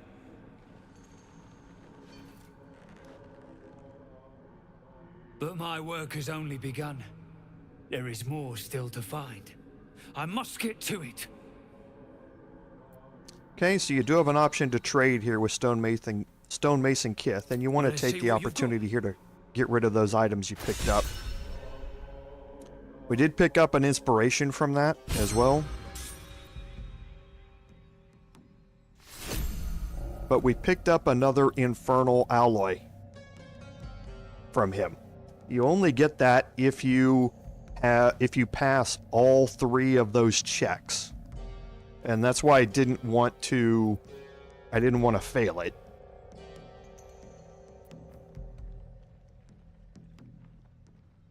So now we're just going to take the time and clear out our inventory here.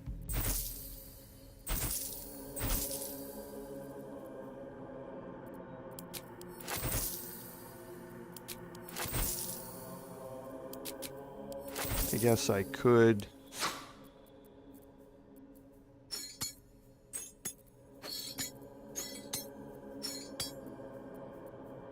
make things a little easier. Action, not reaction.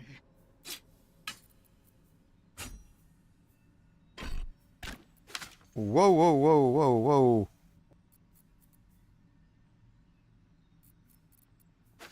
Our inventory suddenly updated its order there while I was right in the middle of clicking. I am going to sell the Helmet of Autonomy. I don't need it.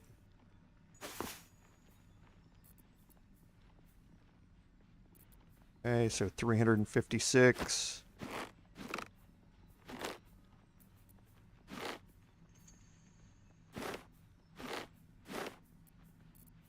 Okay, so I can't sell all of those. 535, that's exactly it.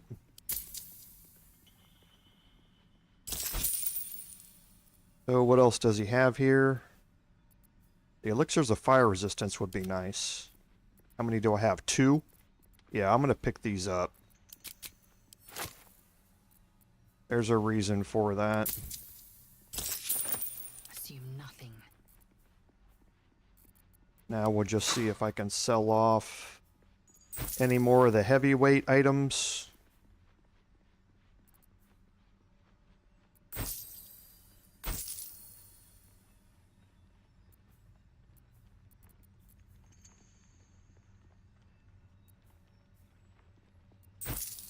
Where am I needed? And yes, I think that should be good.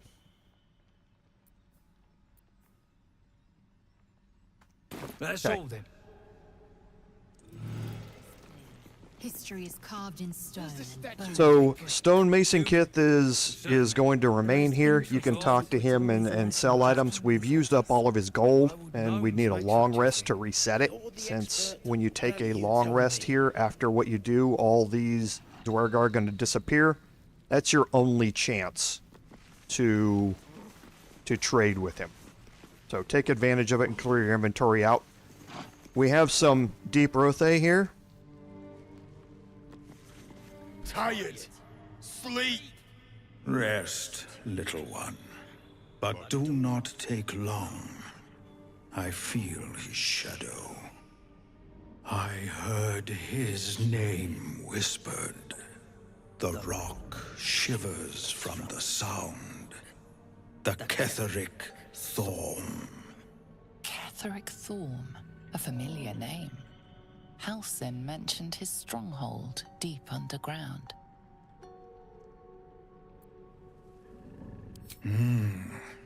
Mighty elf, cloaked in darkness.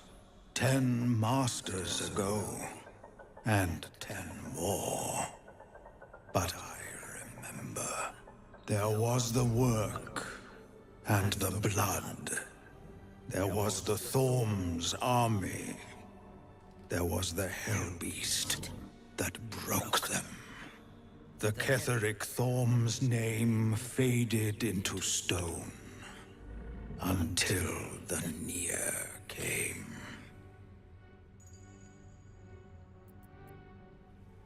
I outlived my mother, and her mother's mother, and many mothers beyond. Blessed to see many live, cursed to see many die. I saw tusks and flesh, smelled fire and eggs. It came with the masked men, crashing and smashing. That's an important line to remember. It came with the masked men, You're going to learn much more about what that is as we go through this area.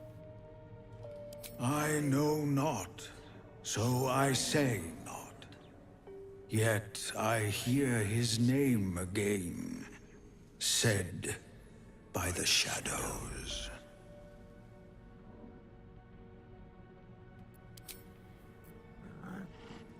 Okay, so the Elder Rothe here next to it. Afraid of them. Do not think on it further. Rest. I will see you safe. And then the sleeping one here. Oh, are those two still talking? Alright, and now you have a couple of options. You can see we are overlooking this area down below. And you can see we can make attacks from here on both Morgul and Orgarth here.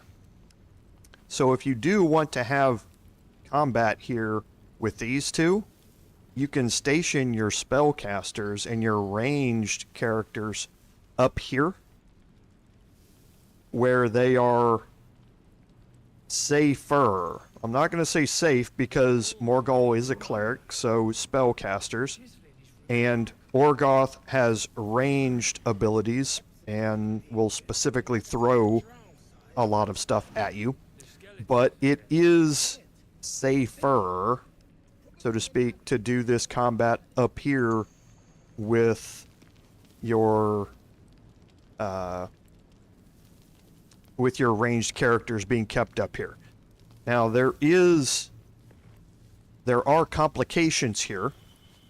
Specifically, Dana is patrolling again, so you will want to keep your characters farther down this way to keep them out of Dana's range as you go through this.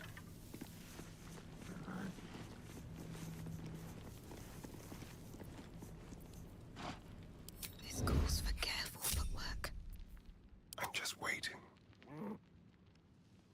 Keeping low. Proceeding. And I'm going to take Lae'zel and move her all the way down here. Dana comes down to about here. I think I'll be out of the detection cone down here. But I want to get Lae'zel in a position Unseen. I can be subtle sometimes. where she can easily approach down here. So, as usual, Eyes open, mouth shut. Not a peep. going to start this off with Astarion.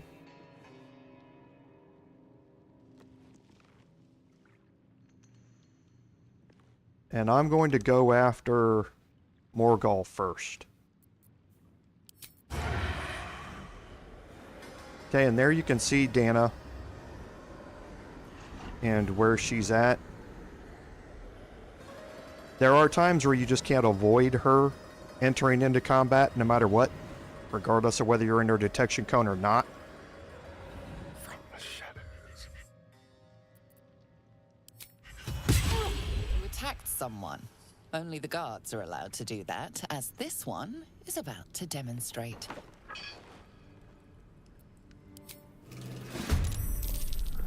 Okay. So rolled well on initiative for him, which is good.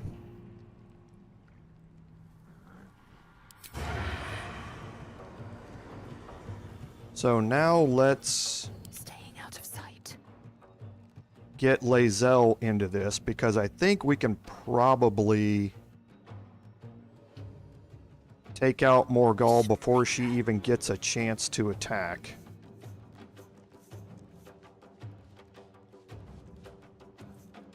And again, careful with positioning. You don't want to be positioned out here where you can be shoved into the water. That will end your character's adventure really quickly.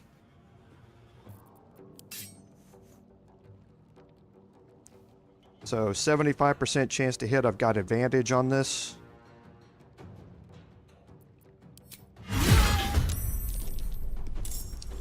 And now that she is threatened, let's have some fun. Astarion can get sneak attack damage.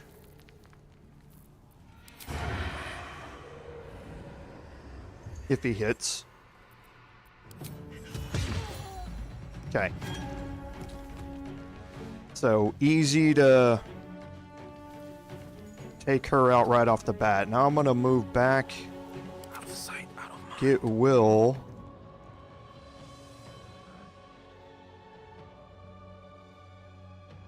Every step counts. And you can see the detection cones are a little strange here. So don't be surprised if he gets entered into combat.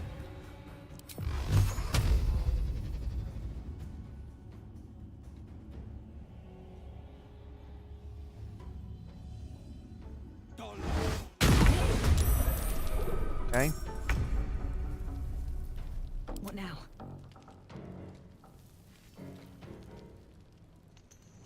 Now I do want to take Wyll and move him back 2 steps at a time. out of line of sight. Well, so much for peace.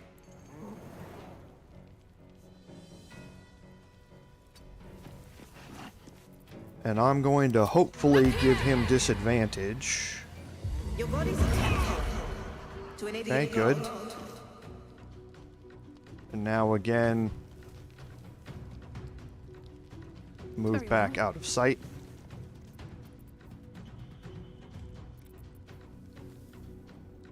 Actually, I probably should have inspired Lae'zel there. Oh, I still can from here. Good. The dance macabre. Okay, so Astarion can get a couple of offhand attacks here. Whoops.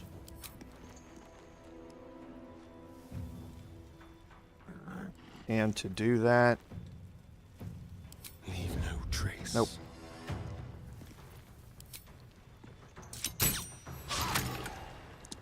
Okay. I wanted to move. It wasn't paying attention to his movement. This is my time.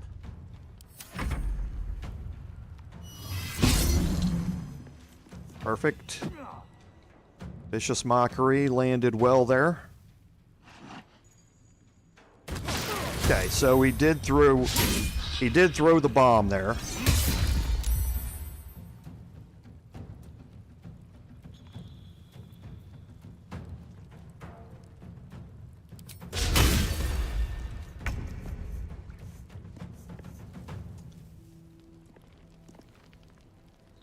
Okay, not really an issue though, I don't think.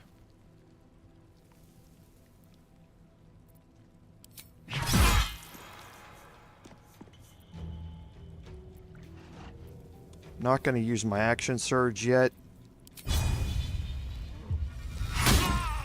He used his action surge already. So he's threatened, so I get sneak attack damage.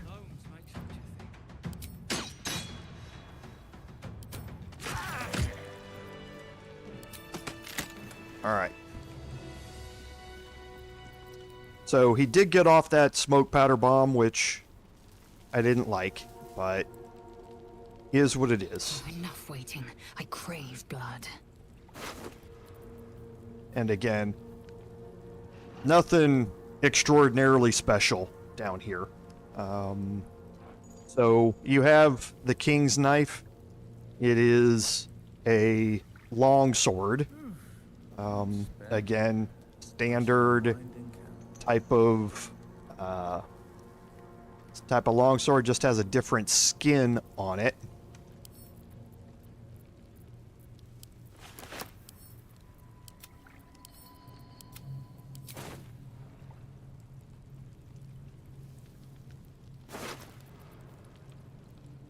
Oil of Sharpness, Nothing too interesting. No one stopped me Again, yet. at this point, we're just going for the kind of... Did I drop these on the ground instead of transferring them?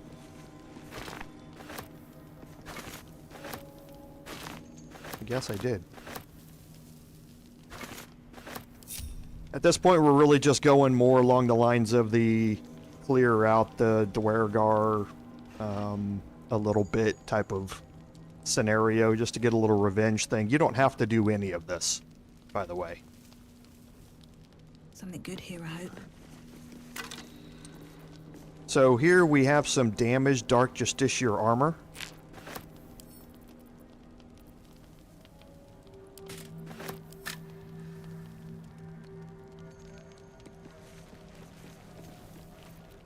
Okay, Lae'zel, why are you not coming up here? Will be done. It's not that hard to pathfind up here. Looking ahead.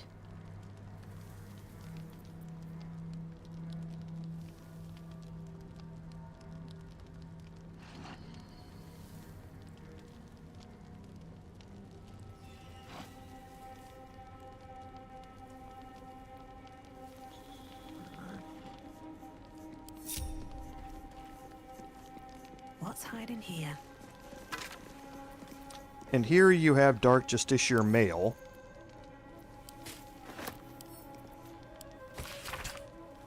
And a journal just talks a little bit about how Ketheric Thorm was their leader of the Dark Justiciars down here. And kind of what happened in the past. This journal also is going to update a quest. You look at the skeletons, you realize they are all clad in the same dark armor. Unusually robust uniforms. Warriors fallen in battle, perhaps.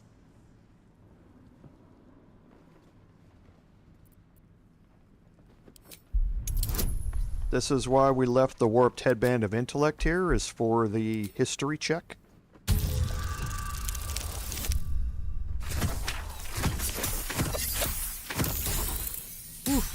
That wasn't good. Among the various fabrics, you recognize the unmistakable symbol of Shar, the Dark Lady. Let us do what we can to avoid their fate, then. These corpses prove one thing. This is the city house he mentioned.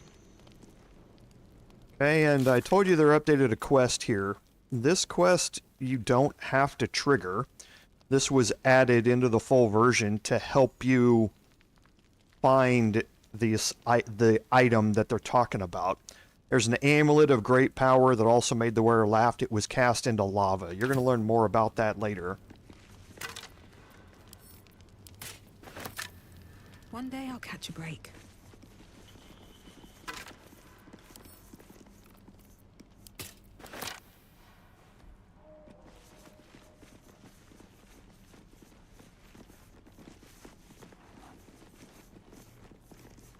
Okay, so we'll get Astarion to pick this chest. With pleasure.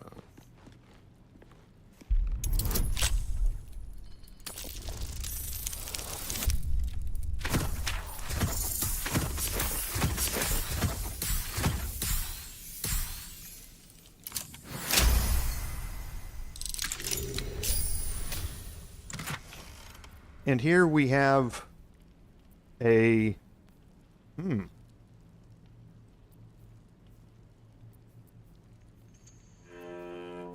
Okay, interesting. I'm going to keep that in mind for a second. Hardy but graceful. Okay. A fine crossbow. Made by Sharran hands if my teachings keep true. Alright, so let's go to Lae'zel real quick. Okay. So that's interesting. I haven't experienced that before because in my personal playthrough I have Shadowheart in my party. If Shadowheart's in your party, you're going to know as soon as you open that chest that this is a Sharran crossbow. If not, I guess whoever you hand it to, because in the chest it just said light crossbow +1. That's all it really is. It's just a light crossbow +1. However, it is Sharran made. So another piece to go along with the Dark Justiciar mail, which are all Sharran artifacts here. The Dark Justiciar mail is a low AC medium armor. It's a 13 armor class as opposed to a 15, which you can get with scale mail +1. However, the trait here is Night Singer's Reply. So when you're obscured and someone hits you with an attack, you deal 1d4 necrotic damage back to them.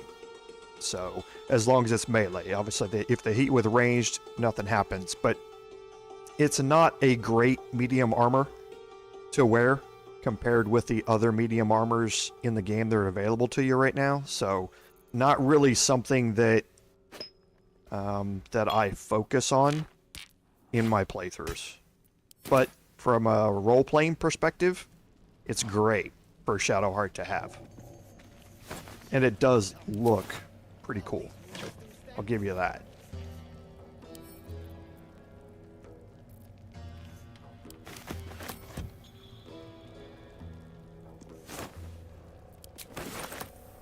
Worth examining.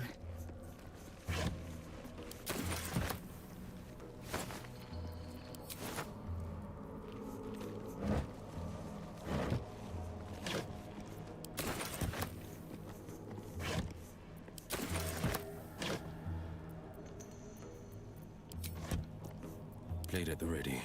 I love surprises.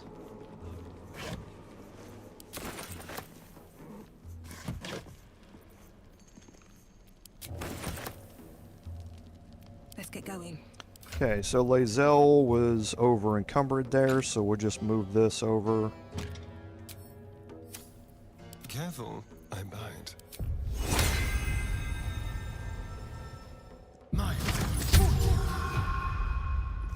Still alive, so that's progress.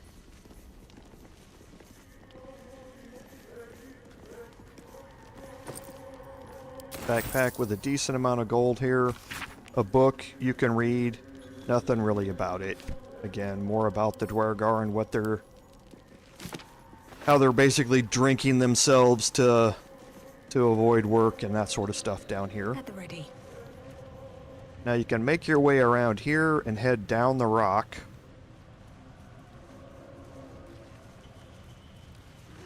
There's a chasm creeper you can pick up. Keep your distance, darling.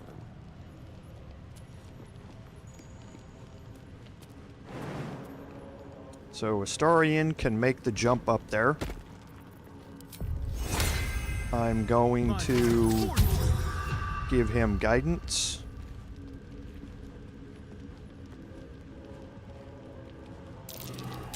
Okay, and he perceived that the chest is trapped. It's a pretty high DC here. I have a lot of bonuses though.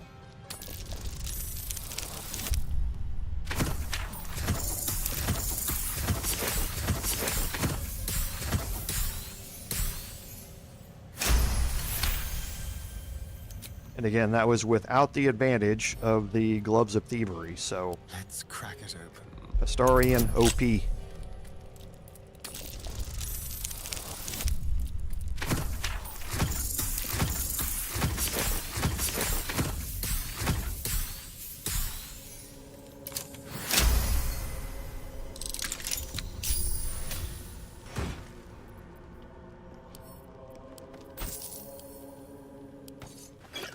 So the main thing here is the real Sparky Sparks wall. So for your lightning charge builds, this is actually pretty cool. In my personal playthrough, Gale at this point was entirely based around lightning charges. So he had the Spell Sparker, and he had gloves to help amplify them, and boots to add charges when he stood in water, and he had the ring to avoid being electrocuted. Gale also can use a shield, And having the shield would give him the lightning aura class action, which is basically an action that it consumes 3 lightning charges and releases 1d6 lightning damage to enemies that are within a 6-meter radius around you, and it jolts them, which means that while they're inside that 6-meter radius, they take 1d4 damage every turn, and they can't take reactions. So I actually had Gale, because people like to gang up on spellcasters in the full version here. Gale got surrounded by 3 enemies once, and he activated that. And since they couldn't take reactions, he was able to move away from them while still causing damage at the same time. So it became fairly useful for him to do. I'm not playing Wyll as a lightning charge build, even though he does have some of the items that would go along with it. I'm not necessarily playing him that way. He has the spell sparkler here, so I could swap this out to give him lightning charges, and you can kind of see a little bit on how this would play out. And we're done with the warped headband of intellect.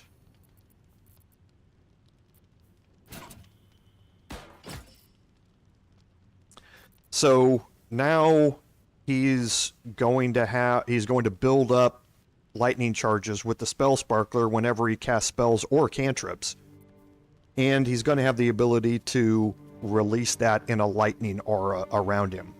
There's also the... I don't think I still have it on my characters. I don't. The blast pendant is also a lightning charge based thing, so if you want to sacrifice the additional magic missile that you can get from psychic missiles here, you can put the blast pendant on, which is going to allow you to add additional lightning damage to all of your lightning spells and cantrips. Wyll has Call Lightning, which would be able to add additional damage to it, so we'll kind of be able to see how that plays out a little bit as we go into this encounter that we're about to do. But I still think using the Bless from the Staff of Arcane Blessing is a little better option. Have a lot on my mind, and well, in it. Don't touch me. So Astarion separated. I was wondering why my camera wasn't moving. Okay, so we'll group everybody back up. And then we're going to have one more encounter before we head up to progress the main portion of why we're here.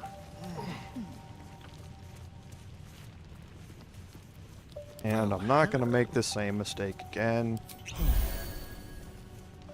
I've got a long road ahead.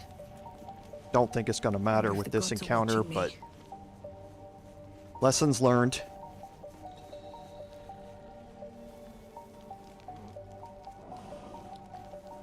So we're going to head part way up the stairs here. We're going to put everybody in hiding. Time to kill. And we're not going to take Astarion in there.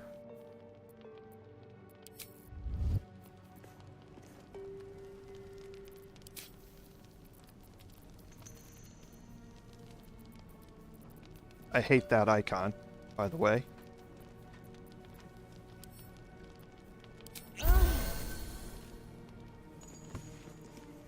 Light on my feet. We do have Speak with Animals here. Get moving, or you grab a cane and whip these Drugnin beasts into shape. That rubble needs clearing, and my patience is hanging on by an arse whisker.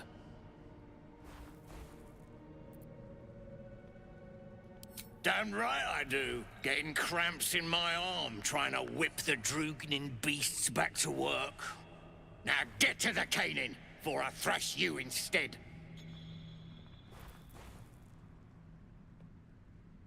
You got no need to know, and I got no need to tell.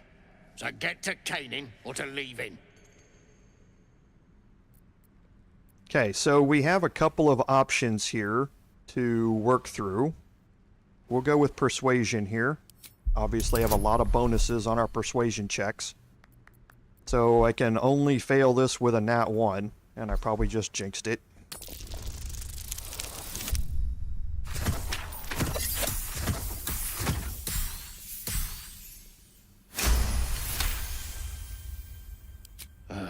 Fine.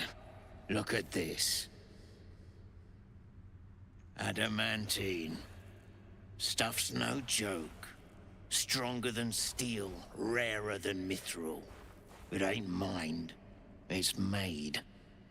There's an adamantine forge back there, sure as shitting. Don't get any smart ideas. That forge is clan property. But get the beasts moving and I'll toss some coin your way. Go on then. Light a fire under the buggers. Okay, so there are 3 here, 3 Duergar here. We're going to go over and talk to the deep Rothe, and we're going to kind of tuck ourselves over here into this corner when we do it. No more. No more pain, no more work. All must die. Okay, we're going to use this persuasion option here.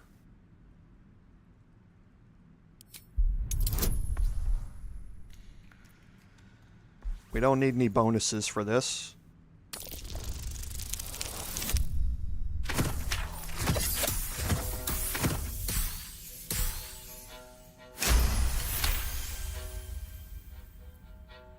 All right. We will work. We will do as we're told. We will clear the way.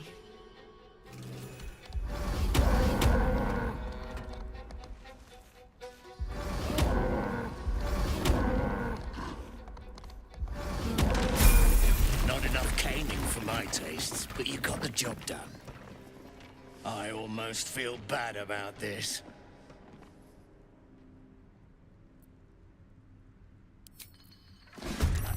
They have lost it. Okay. And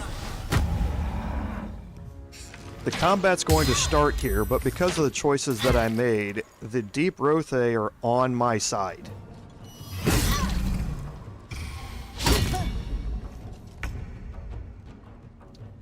Alright, so I've got a couple of allies in this fight, and there is a lot of verticality here, meaning the opportunities to knock people into chasms are fairly obvious and straightforward here.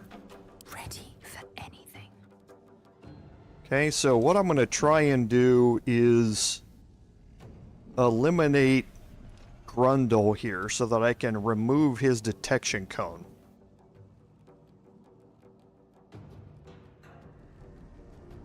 So I think this might be too far. But let's see.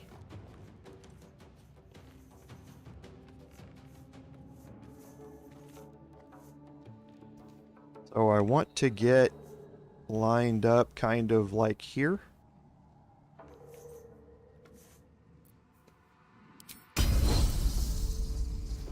Okay. So if this, well, it's going to, no, if this lands, it's a 99% chance. Don't want to jinx it. And then he fails the strength saving throw. He's going to head off into the chasm. Okay. So if you examine him, he's only got a +1 to his strength here. So let's see if we can start this off by removing Grundle from the board here. Okay, so we rolled a 16, so we're going to hit. And he saved. Of course he did. Why would he not save against that? So he rolled a 17. Okay. Can't argue with a 17. You just wish he hadn't rolled a 17. So for Wyll here,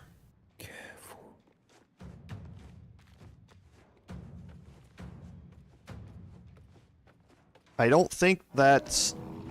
I think it's too far for his Eldritch Blast to knock him off of there. But we'll see. And while we're at it, we'll go after Morgia here. Actually...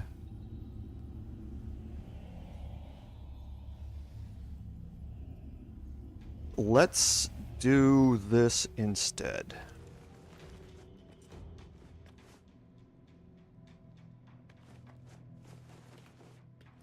Let's better orient our angles here. Will's going to be right in the middle of everything. But again, if they move up to him, he's got the lightning aura ability after he casts this. This has a much better chance of knocking Morgia into the abyss.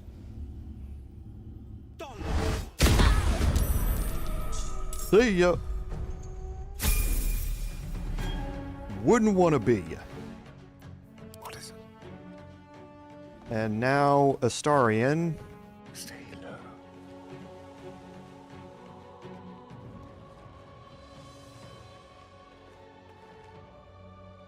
Can move up here and should be able to... You know what? We'll just move up behind and get a melee sneak attack instead. 94% chance to hit.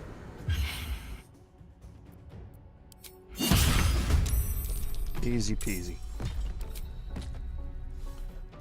Okay, so for me here, I am frightened, so I can't move. It's not necessarily a problem, though. Let's see if we can land a vicious mockery here to give him disadvantage. Okay, we can. That's good. He's going to have 2 attacks.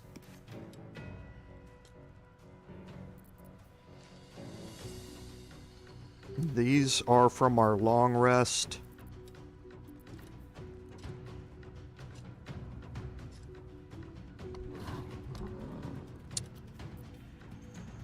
So I think... yeah, because she's only got 13 hit points left. So I think I will use the amulet healing word here.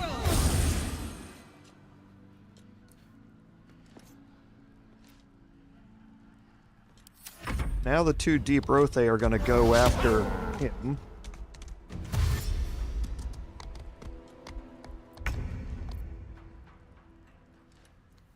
Can Lae'zel reach him? She can. Make way. We're going to try and get him to drop his weapon. And he saved. That's not a problem, though.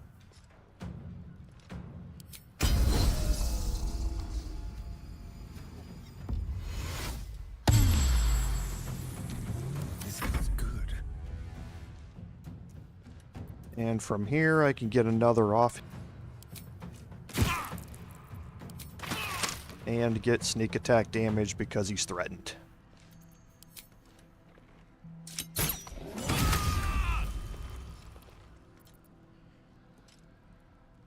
Forever dauntless. Okay, so he still does have Vicious Mockery, so his first attack is going to have disadvantage. Great. And he still managed to land it.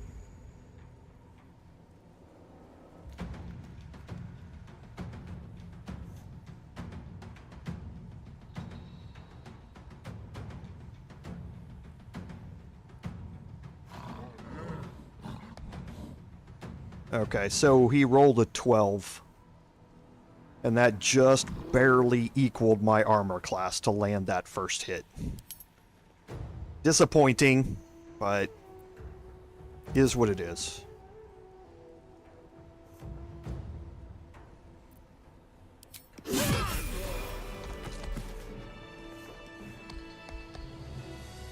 Seems like a good moment to Duergar can't hurt anymore. We'll wait until it's safe to leave.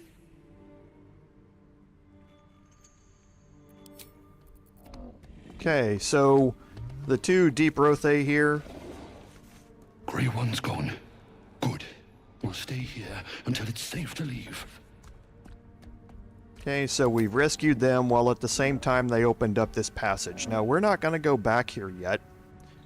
We're actually not going to go through some of this for a little bit. There's a lot to explore here with this upper area, and we definitely want to clear out the main thing that we're here for before we venture toward that area. We also want to start bringing Shadowheart with us. What's in here? For some of these. Her insights are going to be valuable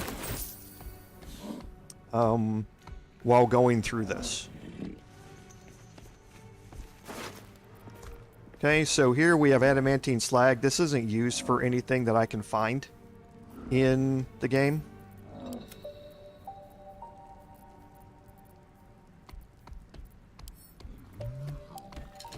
Just a bit of Okay, so slag. Lae'zel is encumbered again. A touch of adamantine, I dare say. Quite encumbered, actually.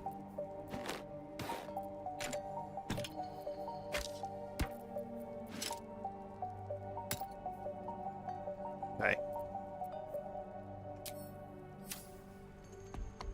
Alright, so we're gonna group everybody up, and now we only have really the main reason that we're here. And for that, we can take our second short rest here. That should more than suffice. And we will get that last bit of hit points back. If not over, then through. And now I guess we can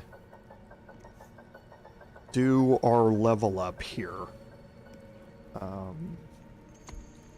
Before we head down there. It would give us a couple of much needed boosts here in our progression.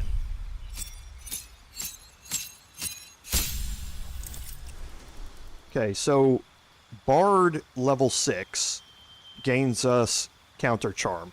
So it's basically an action that you can use that all of your allies within 9-meter radius have advantage on saving throws against charm and being charmed and frightened. This can be situationally very useful in at least a couple of different combats that come to mind immediately. But again, situationally useful. So we're going to gain a spell slot. However, the big bonus here for your Bard at level 6 is this is when they gain access to extra attack. So especially if you are College of Swords or College of Valor, the extra attack feature here that you gain at level 6 can be very, very useful. It's important to remember that extra attack is a weapon attack.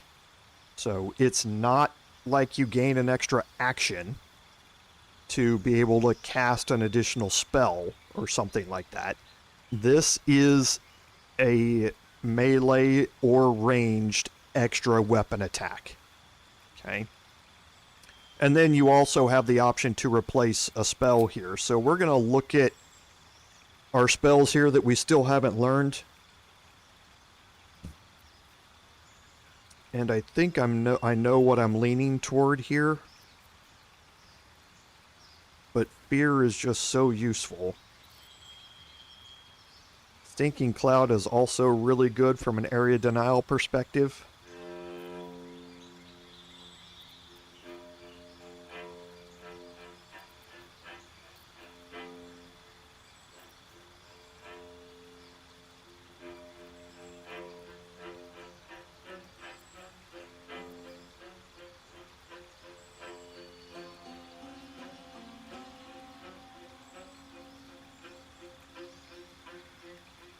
I think I am going to go with fear.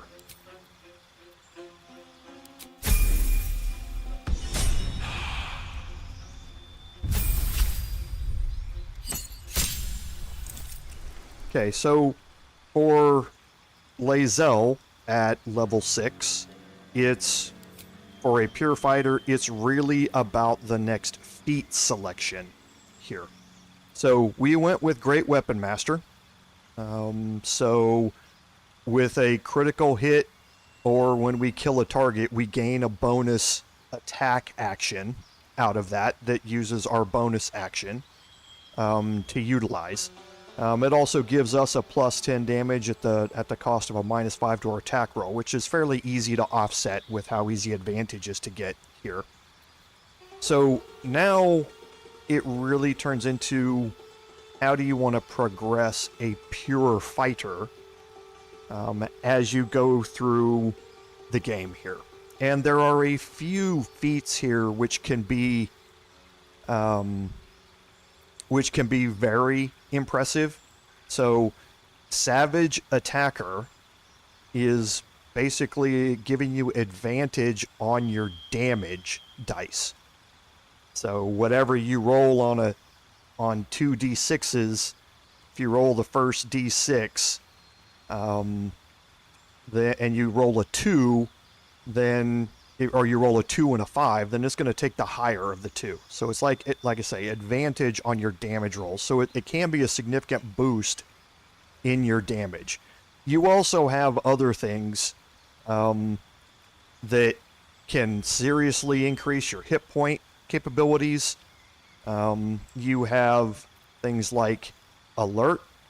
So you're going to get your fighter higher up in the initiative list, so you don't always have to be reliant on Astarion to make those first attacks to try and get your party into position while he gets his turn to go.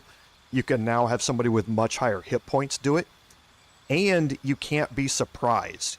There are a half dozen different encounters that come to mind where not being surprised can be an incredible benefit. So alert is something that, especially in tabletop as well, is huge. But I was thinking about this from a bunch of different ways. Getting the ability improvement to up my strength to 18 and up my constitution to 16 is a huge increase for me. That's another +1 to hit and damage, and it's also going to get me quite a few additional hit points. So the ability improvement is not to be overlooked. However, I'm actually going to go with alert here, and I'm going to do it for a couple of very specific fights that I'm going to get into here inside this area fairly soon. So, not that it isn't useful all the time. Like I say, those are some really good bonuses, but it's also going to become especially useful as we go into the fights that we're going to have here in a little bit. But I will admit these are fairly that's a fairly non-standard selection for people who are really just focused on their abilities. So for Warlock here, the new subclass feature is Dark One's Own Luck. So as the as a class action, you're able to add 1d10 to an ability check at any particular time. This is a passive that you can ask about. So when you're making an ability check, it will pop up and ask you if you want to add 1d10 to it to improve your roll or not. So again, okay, but not anything that really breaks the bank here. The additional thing that you're going to get is what you want to do with your spell selection. And honestly, I can't remember if I took counterspell.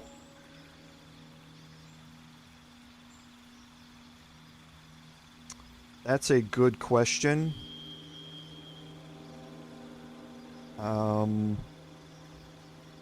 Bards have access to counterspell, and I can't remember if I took it or not.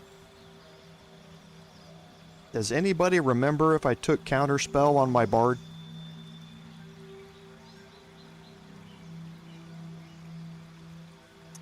Let's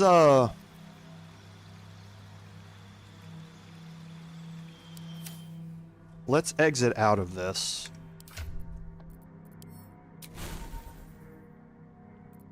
So I did not. Okay. So I'm definitely going to take it with Wyll.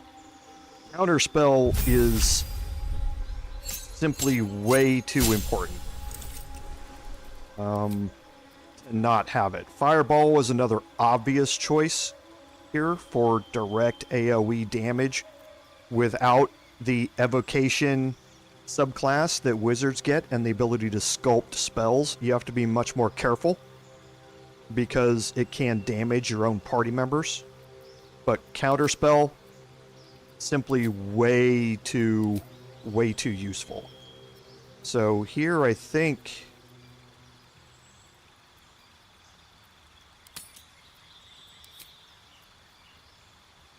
yeah, I think I'm still good with these.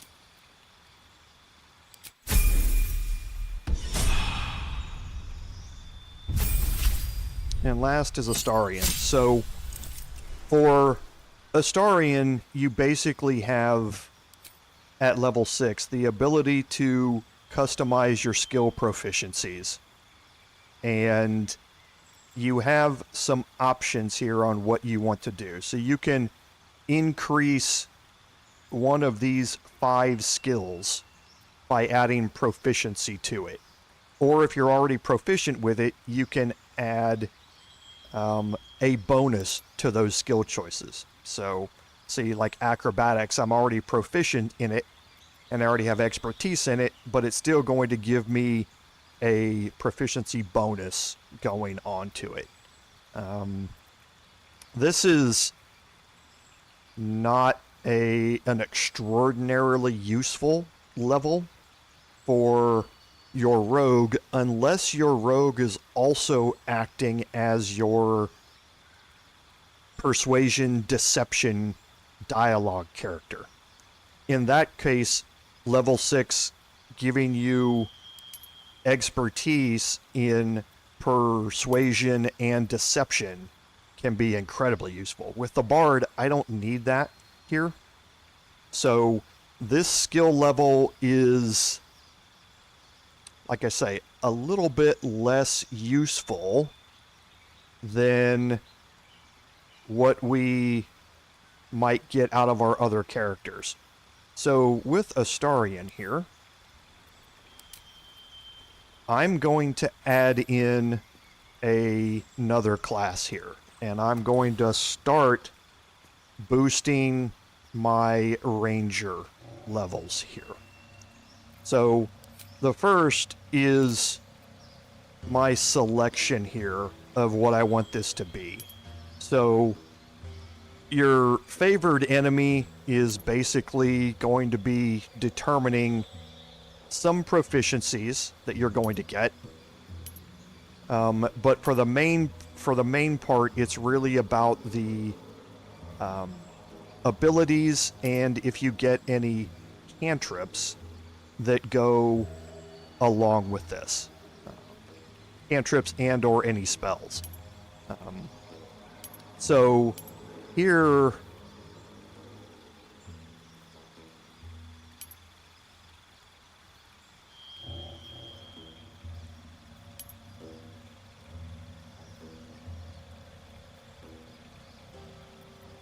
I'm going through these choices here real quick.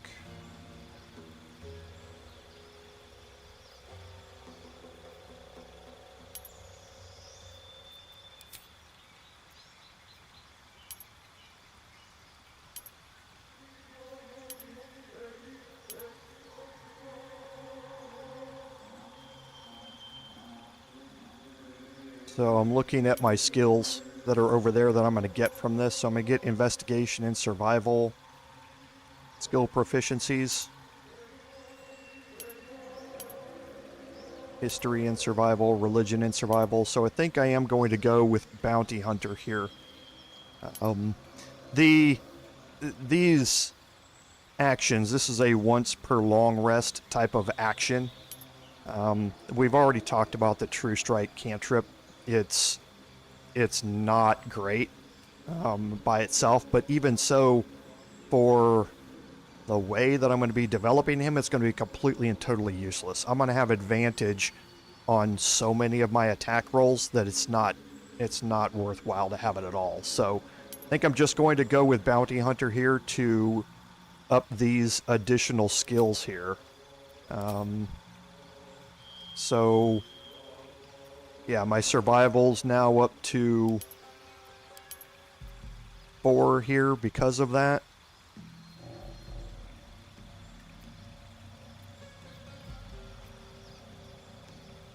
So yeah, I think that's good. So really I'm going to start developing his ranger skills because there's a direction I want to take him once we get his ranger subclass ability up.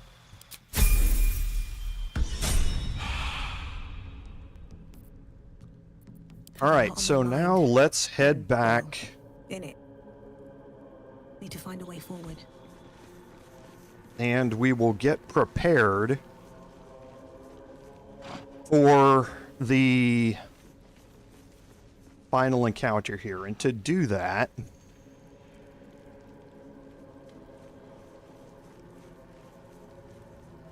there are a couple of different ways you can go. So we do have an option to go down here. This is not necessary to do before you do the main section here. And this area down here can be very involved. So again, action economy. We've preserved our spell slots and our action economy really well for the fight that we're going to have up here, and we don't want to delay that fight for things that we do not have to do necessarily. So we've used our last long rest, so we are as buffed up as we are going to get here at this point. So there is a potion of greater healing over here, which you can steal. Just make sure nobody's watching you when you do it. Just out of view. I'll take that.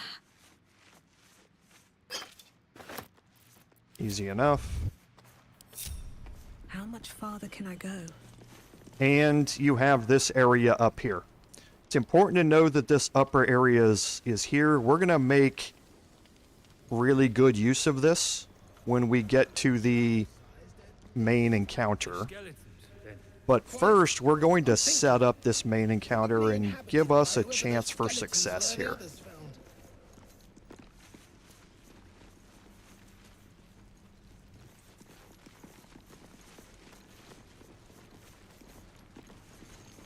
To do that, we're going to go over here and talk to Elder Brithvar. A theft has been reported, and it Oh, seems she saw you're me. the only suspect. Okay. Choose your next step Well, I'll have to pay my wisely. way out of it. Only 50 Loosening gold. your purse strings usually suffices, but not today. Oh, really? Your sins demand blood. Okay, this is going to go bad. This is horribly bad.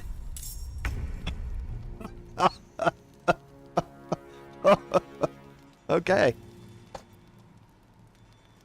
Wow. Okay.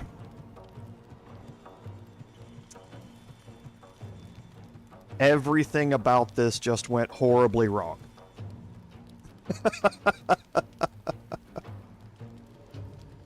Horribly wrong. Right when I was about to get into that conversation too, and I was hidden when I picked it up. I don't know why that theft was reported.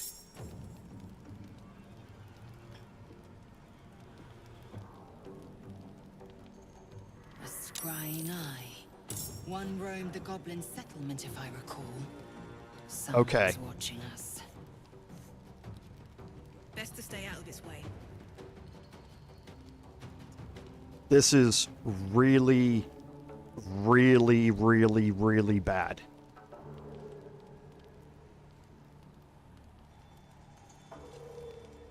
I'm trying to think how I want to play this.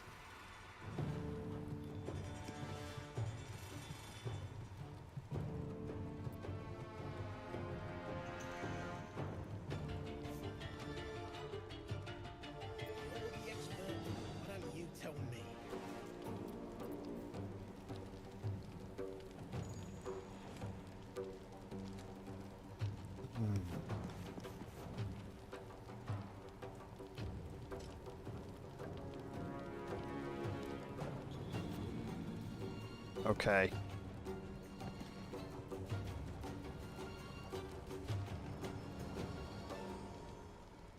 Oof. All right, so I can reach both of them.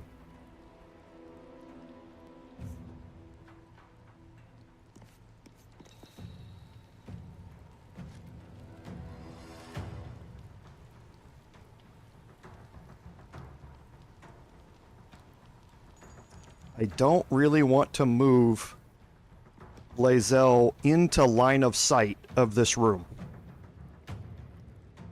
Right now, everybody's kind of tucked around the corner. However, if I don't,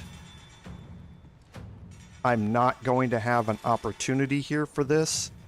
And I think I need to remove one of these two from the battlefield if I can here. And then I'm just going to have to Misty Step Lae'zel later. No time to waste.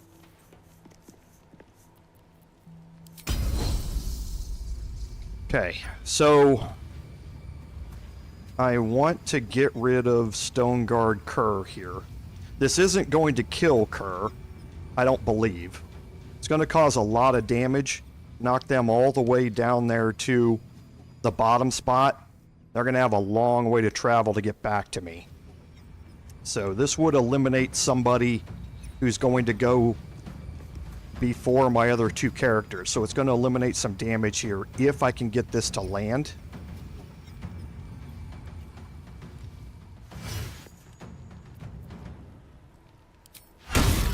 Okay, so she saved on it.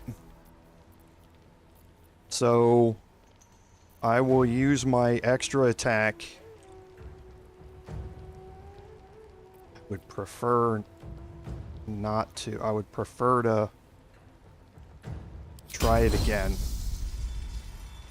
Come on, work. Work. Okay. So that killed her because of the additional damage I got.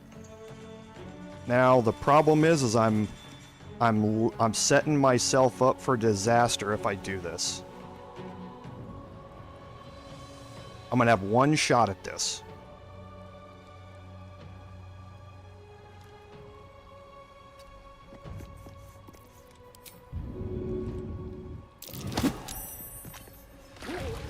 Okay. So that worked out fairly well.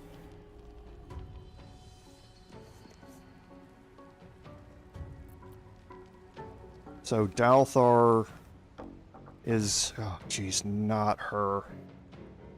This is gonna hurt. This is really going to hurt.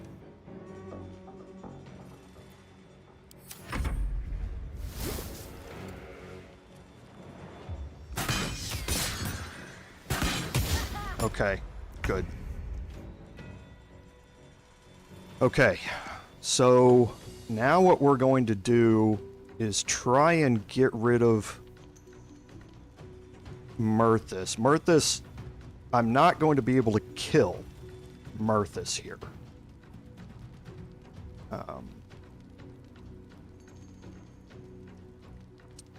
But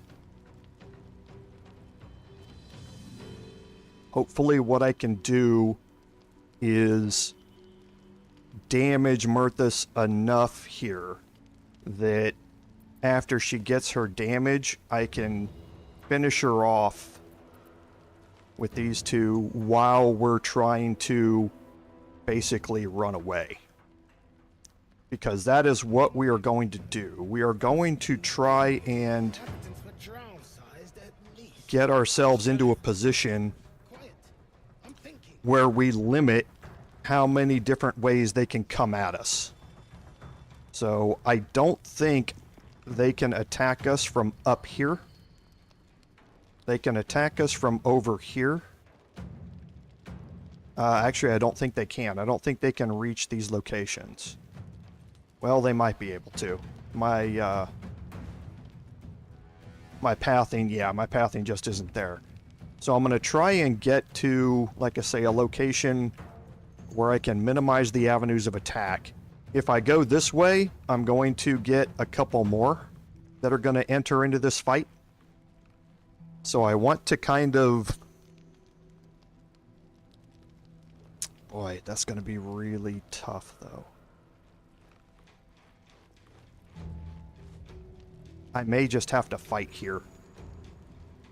I don't really like doing this, but I might have to. And see if I can take advantage of these chasms as much as possible, so... Okay. So, here we go. Let's see what we can do here. Sorry, I'm going through a lot of thoughts here, I know. So, we're gonna hide here first. Now they see me. We're going to get some distance so that we can gain the sneak attack damage here without disadvantage. Actually, let's go. They have full hit points, so let's actually do the short sword of the first blood first.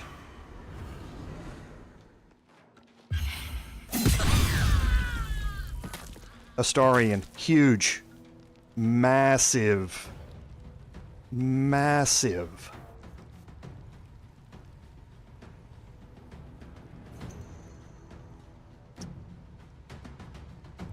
Oh, that was absolutely huge. Okay. So now I need to make a decision. Do I fight here or not? If I move down the stairs, I have more opportunity for these two to get into combat, and now I'm on low ground compared to anybody who comes up here. I think I am just going to have to fight here. So let's get an offhand attack down here against Dana. Move down. Maybe that will get rid of my disadvantage.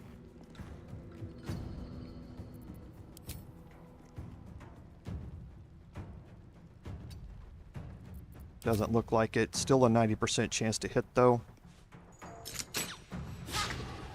Okay. So, Dana, I'm not too worried about. She's not going to be able to reach me. That's 15 meters. She's going to have to dash, which means she can't attack. Mindmaster Dunall, I'm worried about.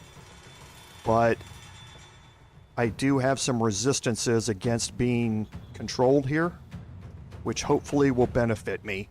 He's also quite a bit back in the room, but that spell has a long range. He's going to try and mind control me. Okay, so we dashed. Okay, so that was good. Okay. Cast Magic Missile on three different targets. That means low damage against 3 targets. I'm not too worried about counterspelling that. Okay, so it said 3 different targets in that thing. I guess the game doesn't really differentiate between 3 missiles on one target, it says that's 3 different targets. Okay, so here,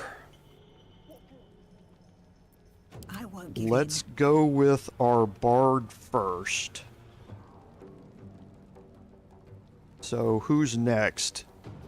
Elder Brithvar, I'm not too worried about. Again, he's way down here. He's got a long way to go to get to me. So Sergeant Thrin, going to be a problem. And Mine Master Funmara, who's right around the corner here, are going to be problems. Not too worried about Drar either. So Thrin is not going to be able to attack me. He's going to have to dash. Mine Master Funmara is, but I think they're going to go after Lae'zel.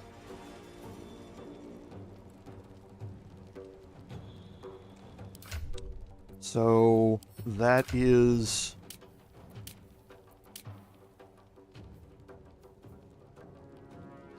a wisdom save. So yeah, she's going to be the best one suited for that. So I think I'm going to spend my... Actually, let's do a combat inspiration because I can give... Yes, good call. Give a combat inspiration, that'll give her a bonus to her saving throws. I'll move my bard down here, get off a ranged attack, or gain possibly Vicious Mockery. Actually, Dissonant Whispers at level 1 would be just as good. Only a 50% chance to hit. That's a 90% chance on the ranged attack. And I could possibly frighten Dana. Don't need it. Okay, so saved.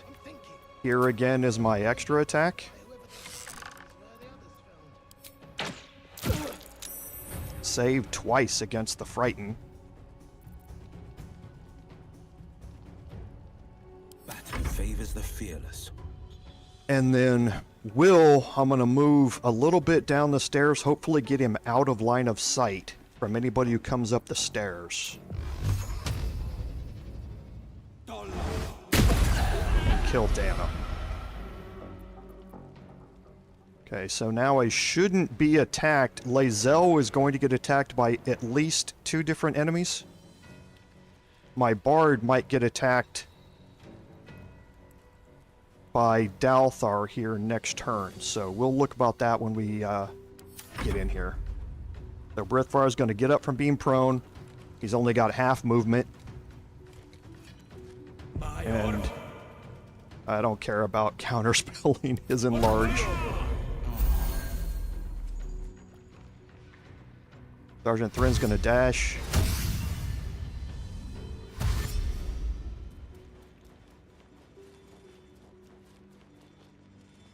My Master Funmara is going to probably try and mind control Lae'zel. Oh, he didn't. Okay. Drar's going to come down the steps behind me.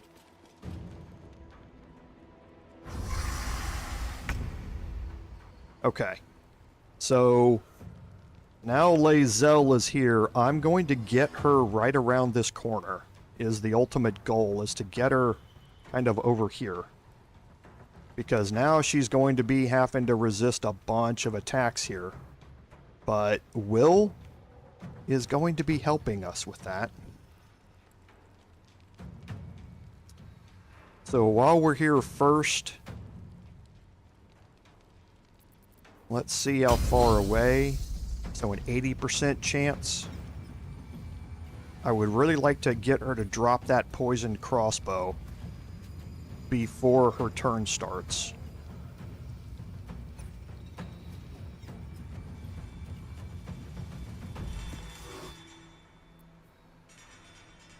Okay. Yeah, I can probably use that. That's a exact 50-50 chance for this to benefit it. Let's actually not do it. That's going to miss, but it doesn't use my superiority die when it misses. So we'll just try it again. I rolled an 8. Great. So none of those worked. Now my Valiant attack's not really worth anything. So we're going to move Lae'zel right here around the corner. Path be true.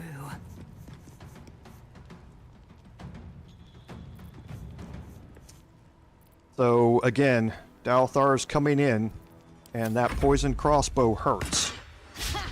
Miss. Miss. Okay, good.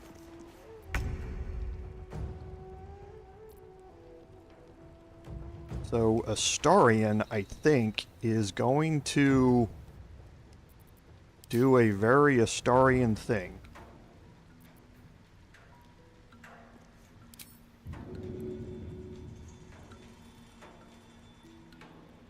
Let's throw down some AoE here.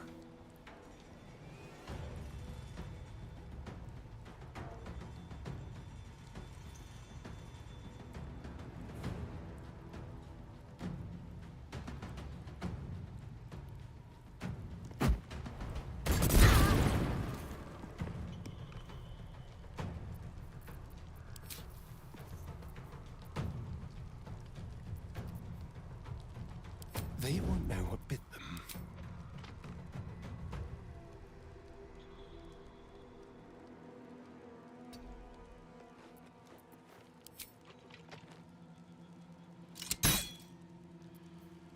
Nope. We're saving those. Okay, I'm not too... Okay, Dun'All is going to again have to dash. Nobody's in line of sight, so I don't think he's going to be able to do anything this turn. Okay, that's working out. They're all stopping before they get there. What I'm hoping is I can group up a couple more here. Because Wyll...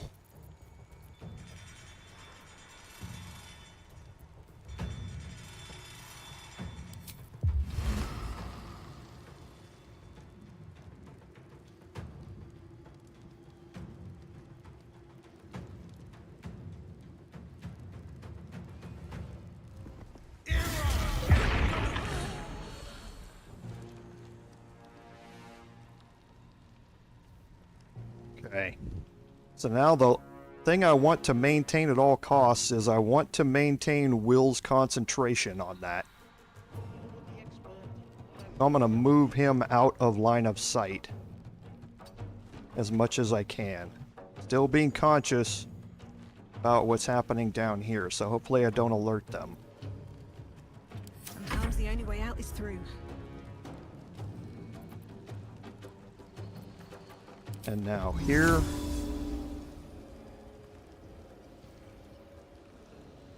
Can I get all three? Doesn't look like it.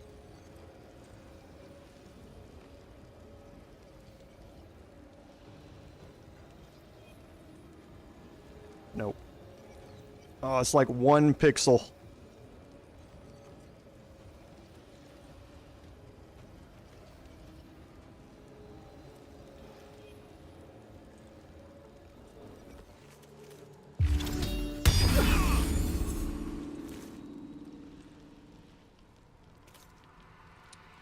And again, I'm going to... Lae'zel already still has her combat inspiration.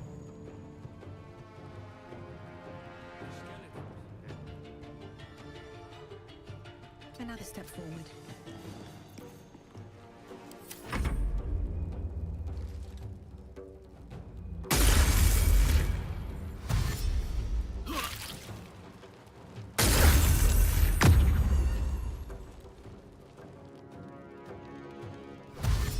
Okay, good. Dashed. So, I am going to have to deal with Drar now.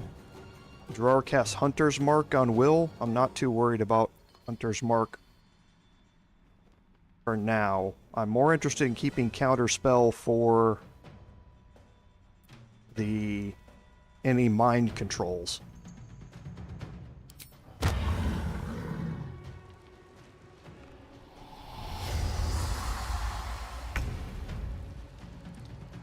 Okay. So I think we've got some good AoE set up here for everybody. So let's try and Again, focus damage here.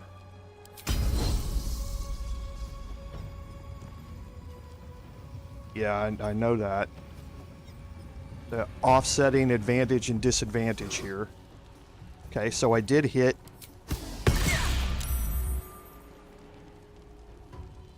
So she saved against the disarming.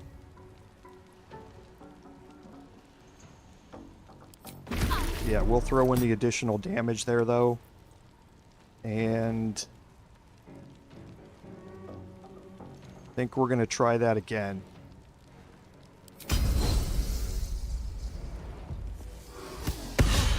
Critical miss. Okay.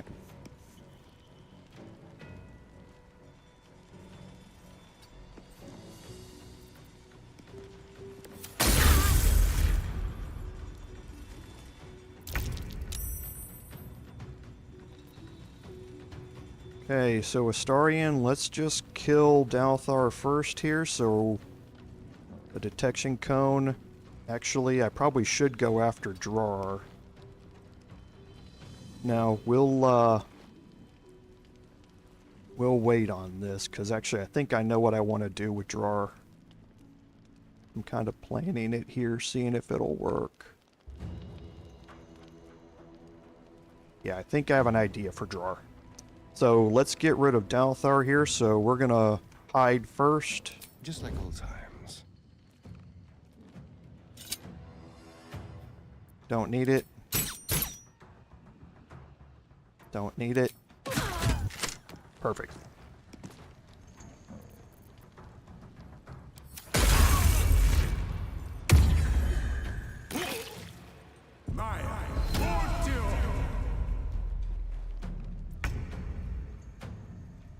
Okay, so Wyll. The problem here is that would use his last one. So that means counter spell's no longer an option.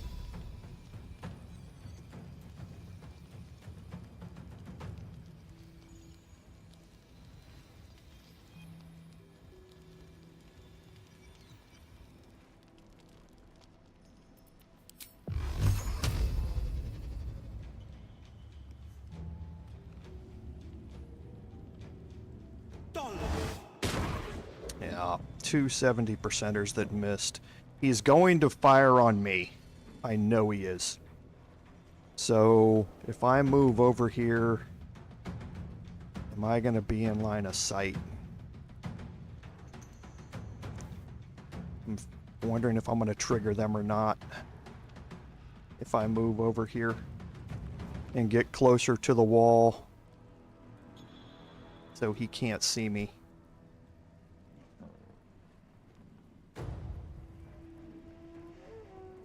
I think we'll take the chance. Survival is all that matters.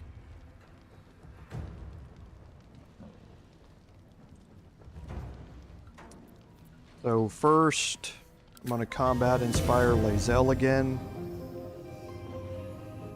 Oh, Lae'zel still has her combat inspiration? Didn't she use valiant damage? Oh well, I'm not going to fight it. Let's see if we can get... He's out of sight up there. You're kidding me.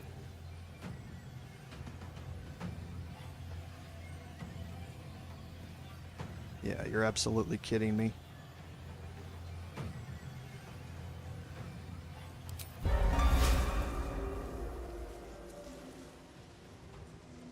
If I cast this here, there's going to be, it's going to get burned away by the flame, by the fire surface.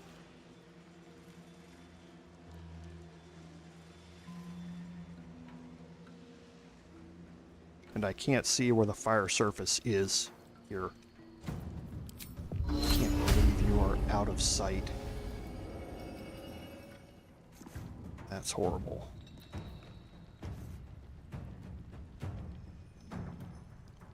Okay, so what do we have here? Let's try and get rid of my Master Dunall, I guess. What path lies before me? So only 50% chance. All of these are going to be 50% chances. So, what is it, 70%?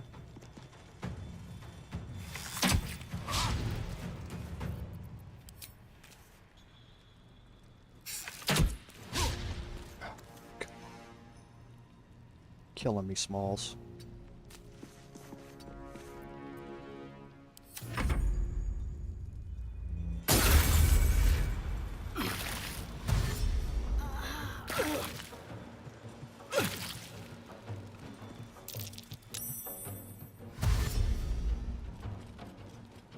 Okay, that's good. He's dashing, so he couldn't find a target. Alright, so this is going fairly well. The choke point here is working out really well. So it's hard to overestimate how damage dealing Hunger of Hadar is.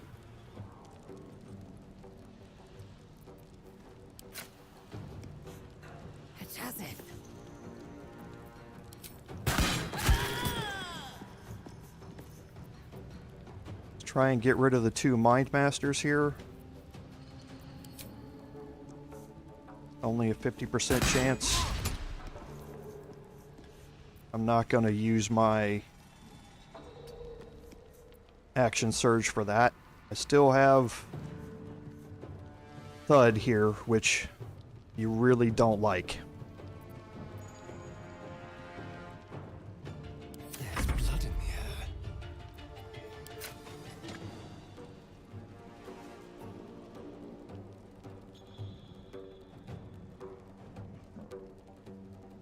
Okay, let's go back to Lae'zel. I am fury. I am death.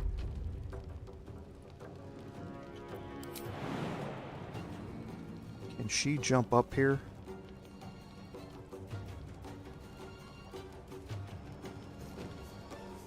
No, it's Hunger of Hadar, CK.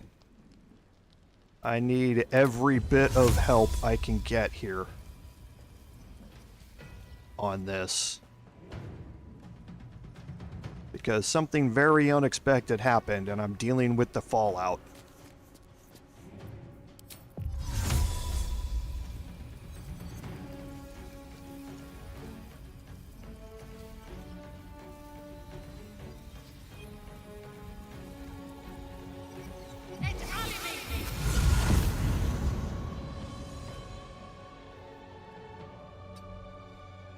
Okay, so I'll deal with Drar here by moving Lae'zel up here. And now, let's see.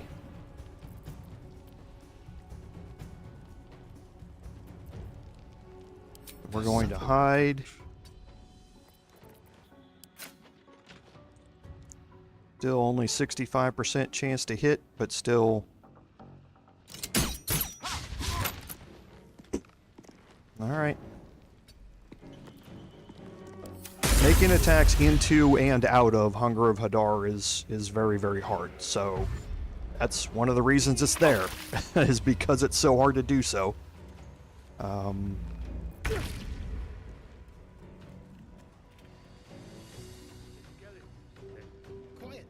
So now both of the Mind Masters are gone, so I don't need to worry about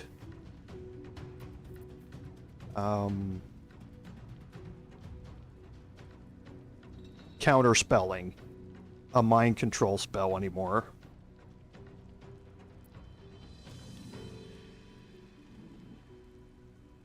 Don't know where he's going to go, but I'm going to just move Wyll back up the ramp. And he's not going to do anything this turn. Oh yeah, he can. Let's... Oh no. Okay, yeah, good. Aim at his head. Should have gone for the head. Let's try and knock him back into... He's enlarged, so I doubt this is going to knock him back. Oh, it did. Okay, good. So that makes... Now he's got to move farther back through the hunger. Nothing will stand in my way.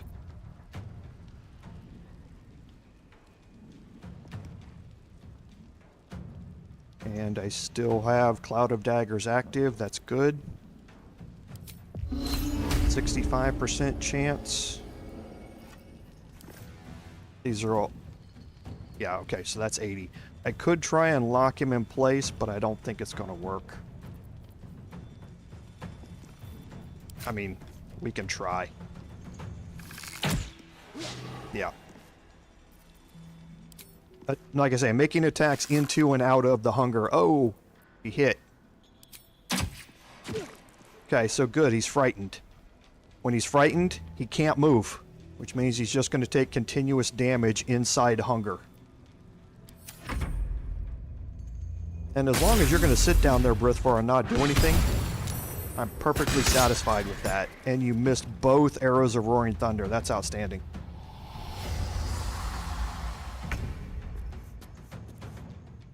Guess what? It's my turn. Make way.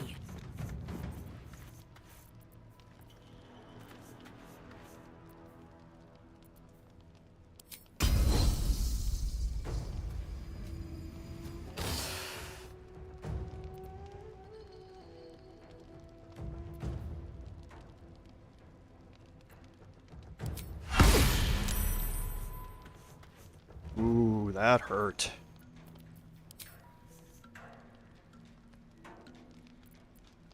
Ooh, that's gonna hurt some more.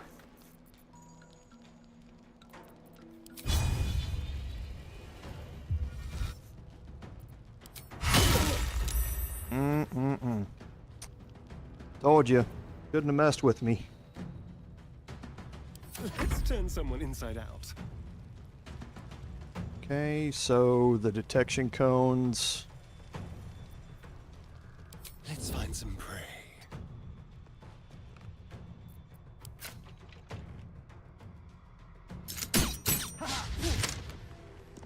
Yep, as to be expected. And see, he can't do anything. He's just going to sit there and take more damage.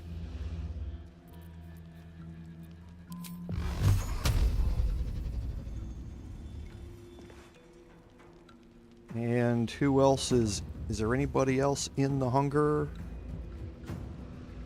No, it's just killing everybody off. God, love that spell.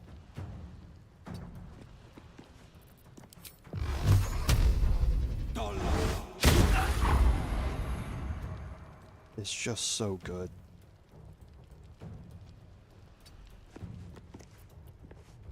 No choice but to keep going.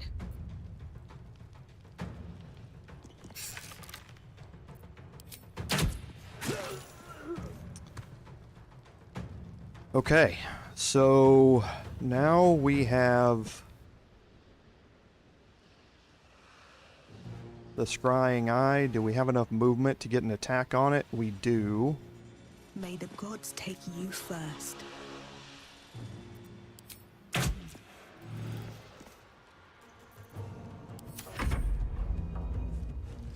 Yeah, just sit down there and be angry. That's right. No.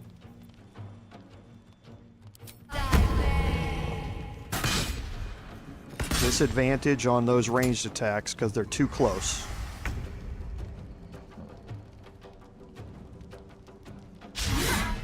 Really?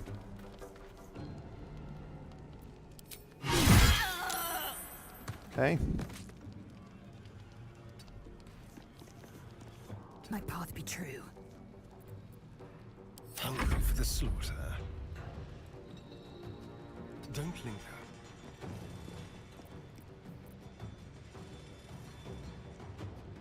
Oh, really? How does she have an attack and you don't?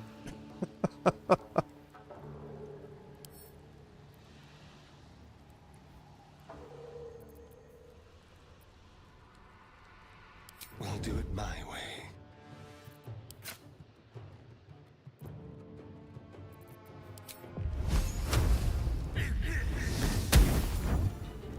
Okay, so now it's just Elder Brithvar. And for him, I'm going to see if I can just... I don't know as if I'll be able to. But we'll see. I wonder if this is worth the cost. Because I want to see if I can... On my way. Okay, so I can't jump out here onto this little section.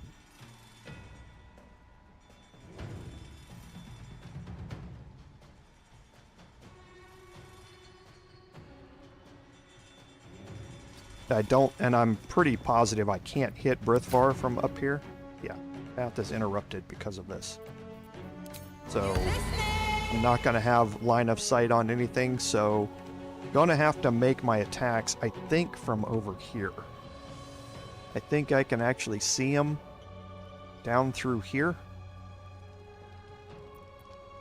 Battle favors the fearless. So we'll start making our way down there. My way.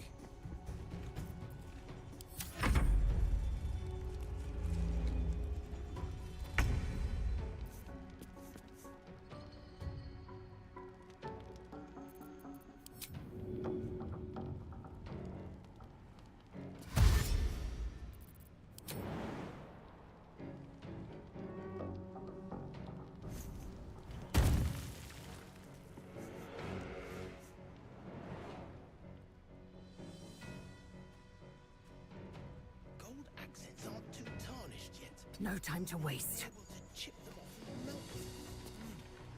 Absolutely not. Okay, so you're going to just see me doing a bit of movement here.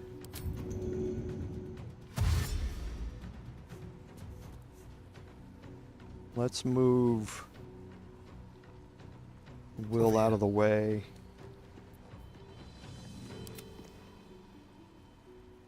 I guess first, let's see if Wyll can see through here. Finding my way.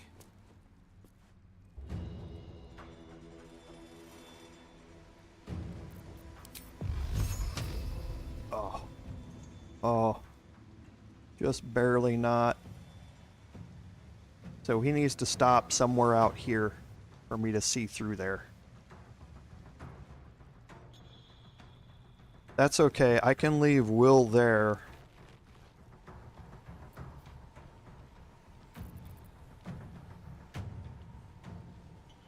Let's spill some blood. And take Astarion the rest of the way down here. I can't even catch my breath.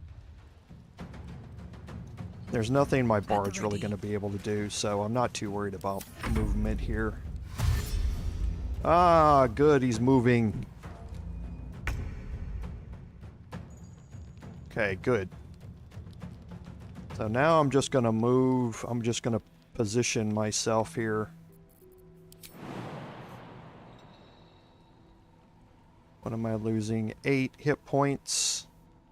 That sort of stuff. I don't want to walk down here while I'm still in combat and get in line of sight. For these two, I want to deal with them afterwards. So let's instead move here and see if I can make a jump onto the stairs. Yeah, I can. That's only 2 hit points. Oh, no damage at all. Perfect.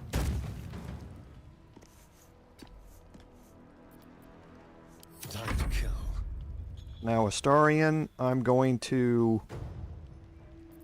click heals. Going to hide.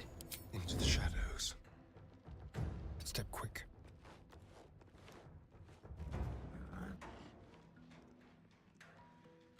And I'm going to watch the detection cone, so if I stay on this... Nope, nope, nope, nope, nope.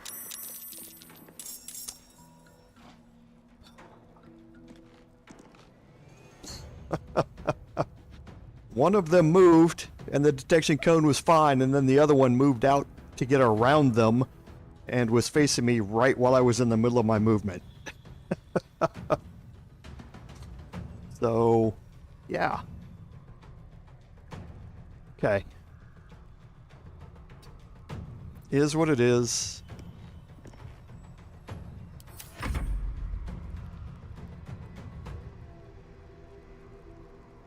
Yeah, CK, I didn't have that option. It was before you got here. My combat started right here while I was trying to do something entirely different. I did not want to have this happen this way. So yes, normally I would position characters on the high ground here. I did not have that option. All of them aggroed while my party was standing here. So, like I say, this is what it is. Can't slow down. So we're going to move.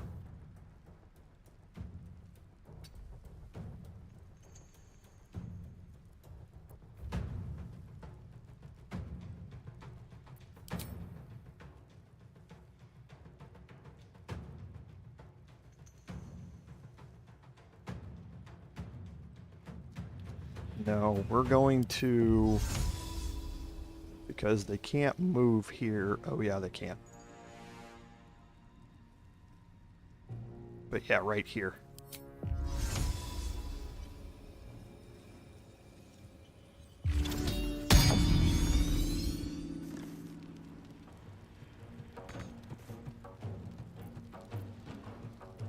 On the victor's path.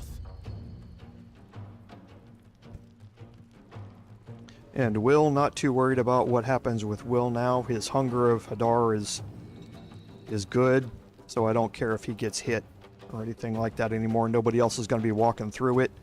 I'm going to keep him over here, kind of somewhat in line, because I'd like to be able to push them back if they make it through, or when they make it through the Cloud of Daggers.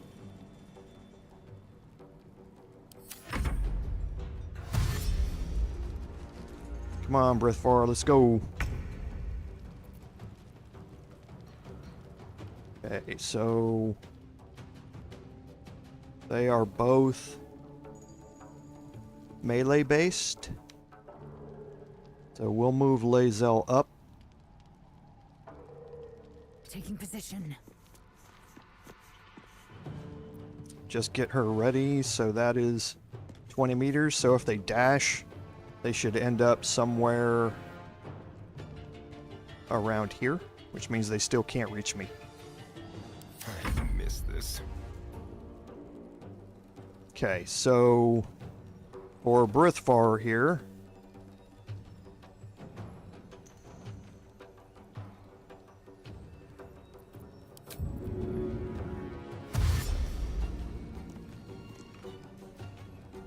Let's move.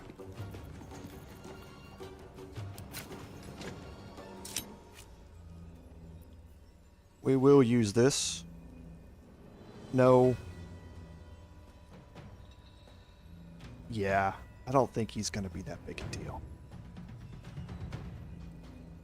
Yeah, let's use it. Okay. Now we will move him back up the stairs.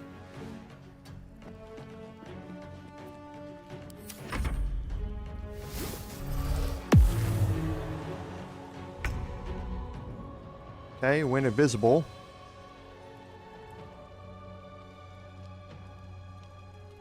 Let's move Wyll kind of here into this corner. Maybe you'll be able to knock Brithvar back down the stairs. Never a dull moment. And I want to...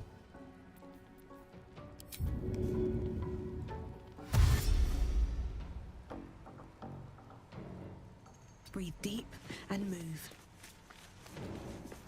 be right up here.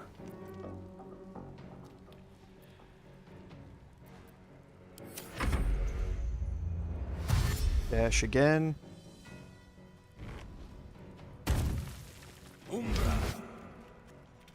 Cast Darkness.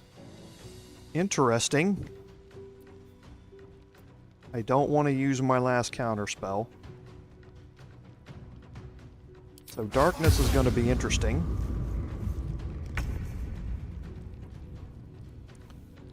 However,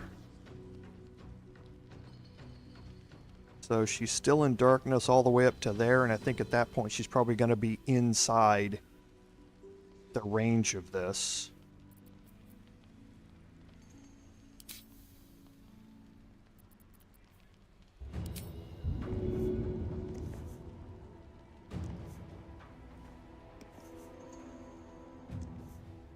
Oh, wow, that's interesting.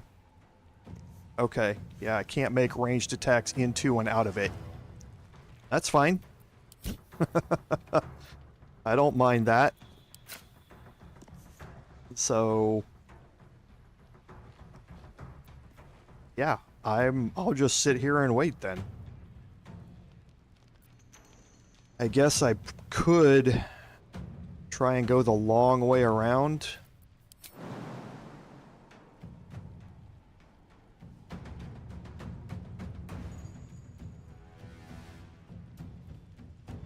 Taking position.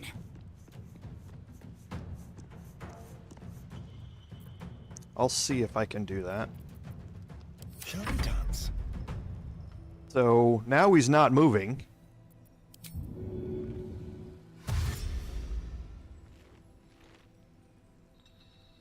Let's go.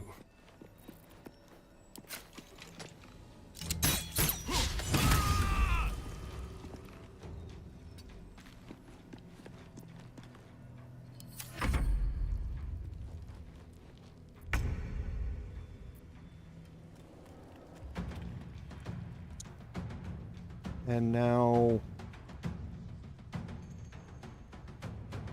let's just move Wyll out of the blindness here.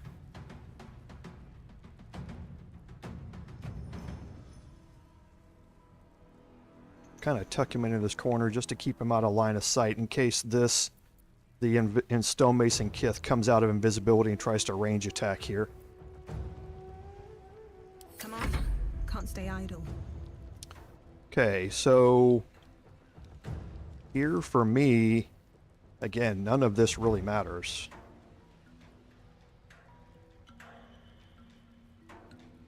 I am perfectly content to let him...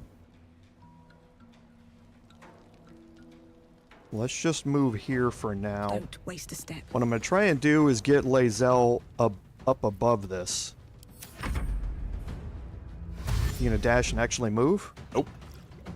I don't care about enlarge.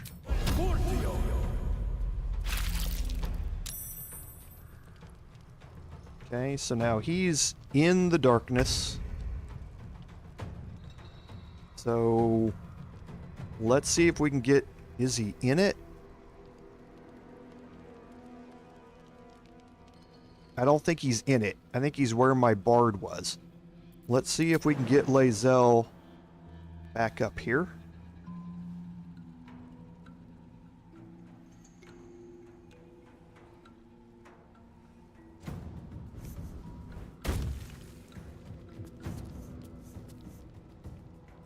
On the move.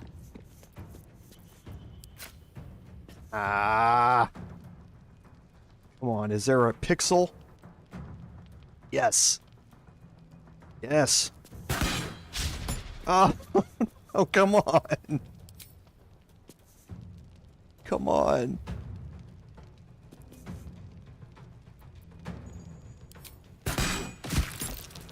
Oh, and he saved. Okay.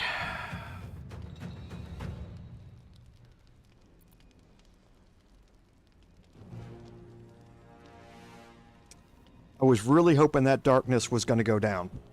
I guess I could. I guess it depends. How dangerous do I think he's going to be? I'm going way late here, everybody.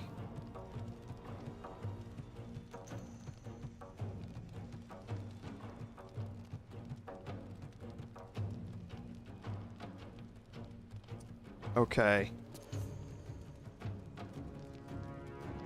I think we're going to use it. Well, no.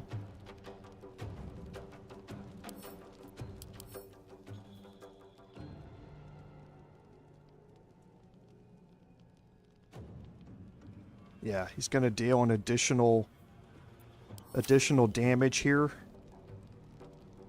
Now, I want to save my action surge.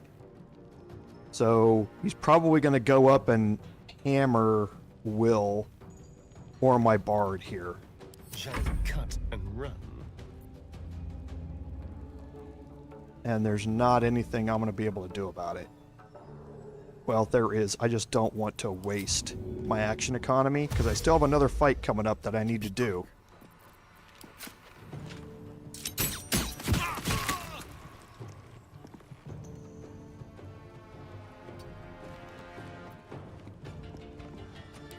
Alright.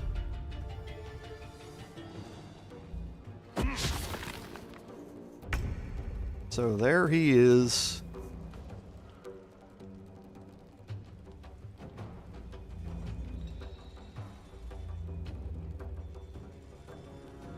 Do I have... Yeah, there's nothing that I'm going to be able to use against him. Let's just move Wyll back out of the way. We'll let him go after my bard. Still on my feet.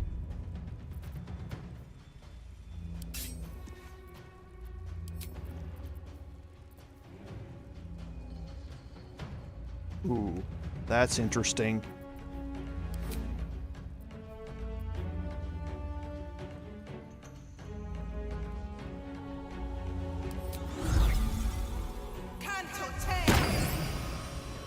Let's do that. He's got Singing Sword Shriek. Alright. So he's going to come after me. Glorious vaulting. Where are you going to go with that? Really? Okay. Unexpected.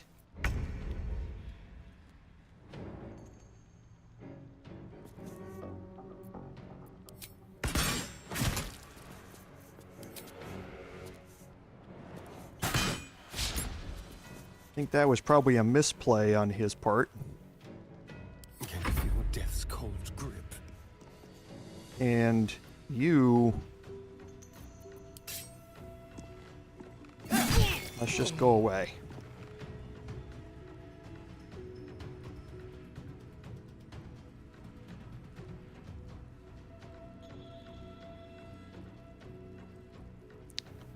Now I should be able to get over here and get an offhand attack.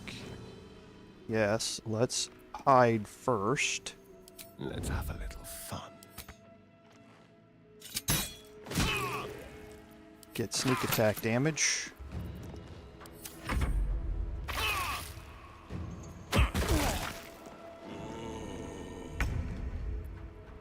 Alright, now let's get Wyll to knock him back through the cloud of daggers again. Making my move.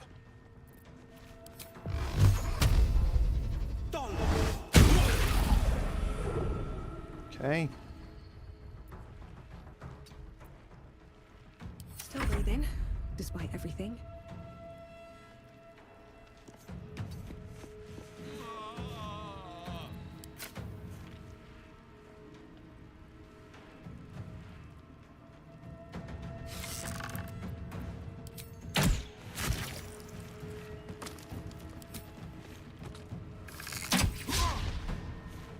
That had to be a miss. Of course it had to be a miss, right?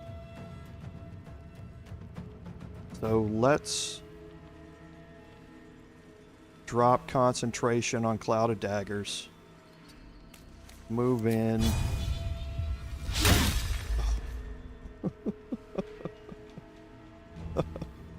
Of course.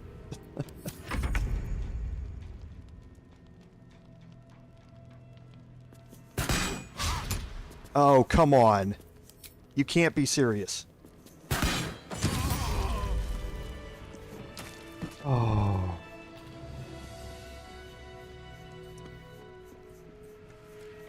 Okay.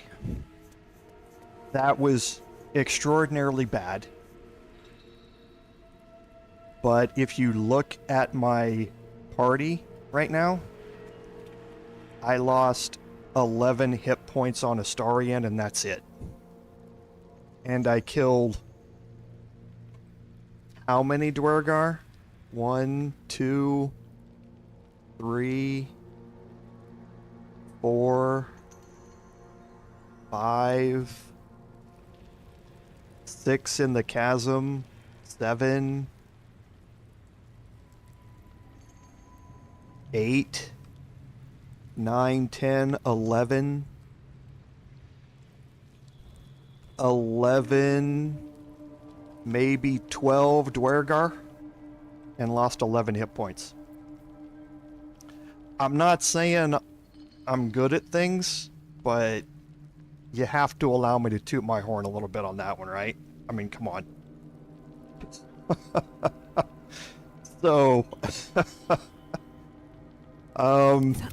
yeah, I did not expect any of that. That is not how I wanted to play it at all.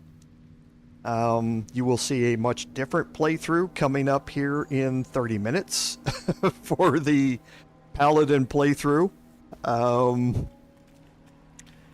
So, on that note, we are going to save it because we are 30 minutes late, but I didn't want to end that in the middle of it. You guys deserve to see that play out. So I'm glad you got to see it. It was long, yes. Philip, I know it took a long time and it was drawn out. There was a lot of thinking that I had to put into that encounter. And I probably did overthink it a little bit. But yeah, and I agree, Joe. I normally don't fight him. I didn't have a choice here. As soon as I got caught with thievery, he turned automatically hostile. There was no way to avoid it at that point. I didn't have a choice. But yeah, normally I don't do that. If you tune in 30 minutes at 2 o'clock, you will see a much different version of that, hopefully, play out in the Paladin playthrough that we're going to do. So, wow. Thank you all for sticking through that. I appreciate it. So, I think without further ado, again, 30 minutes from now, we'll start the Paladin playthrough. So I'll actually go live in about 15 minutes to open it up for chatting and all that sort of stuff beforehand. I'm going to give my voice a rest, grab a quick something to eat, and be back then. So again, as usual, I'd like to thank everyone for joining me today. Without your support, none of this would be possible. This is me, Commander Jorval, saying, until next time in 30 minutes, fare thee well.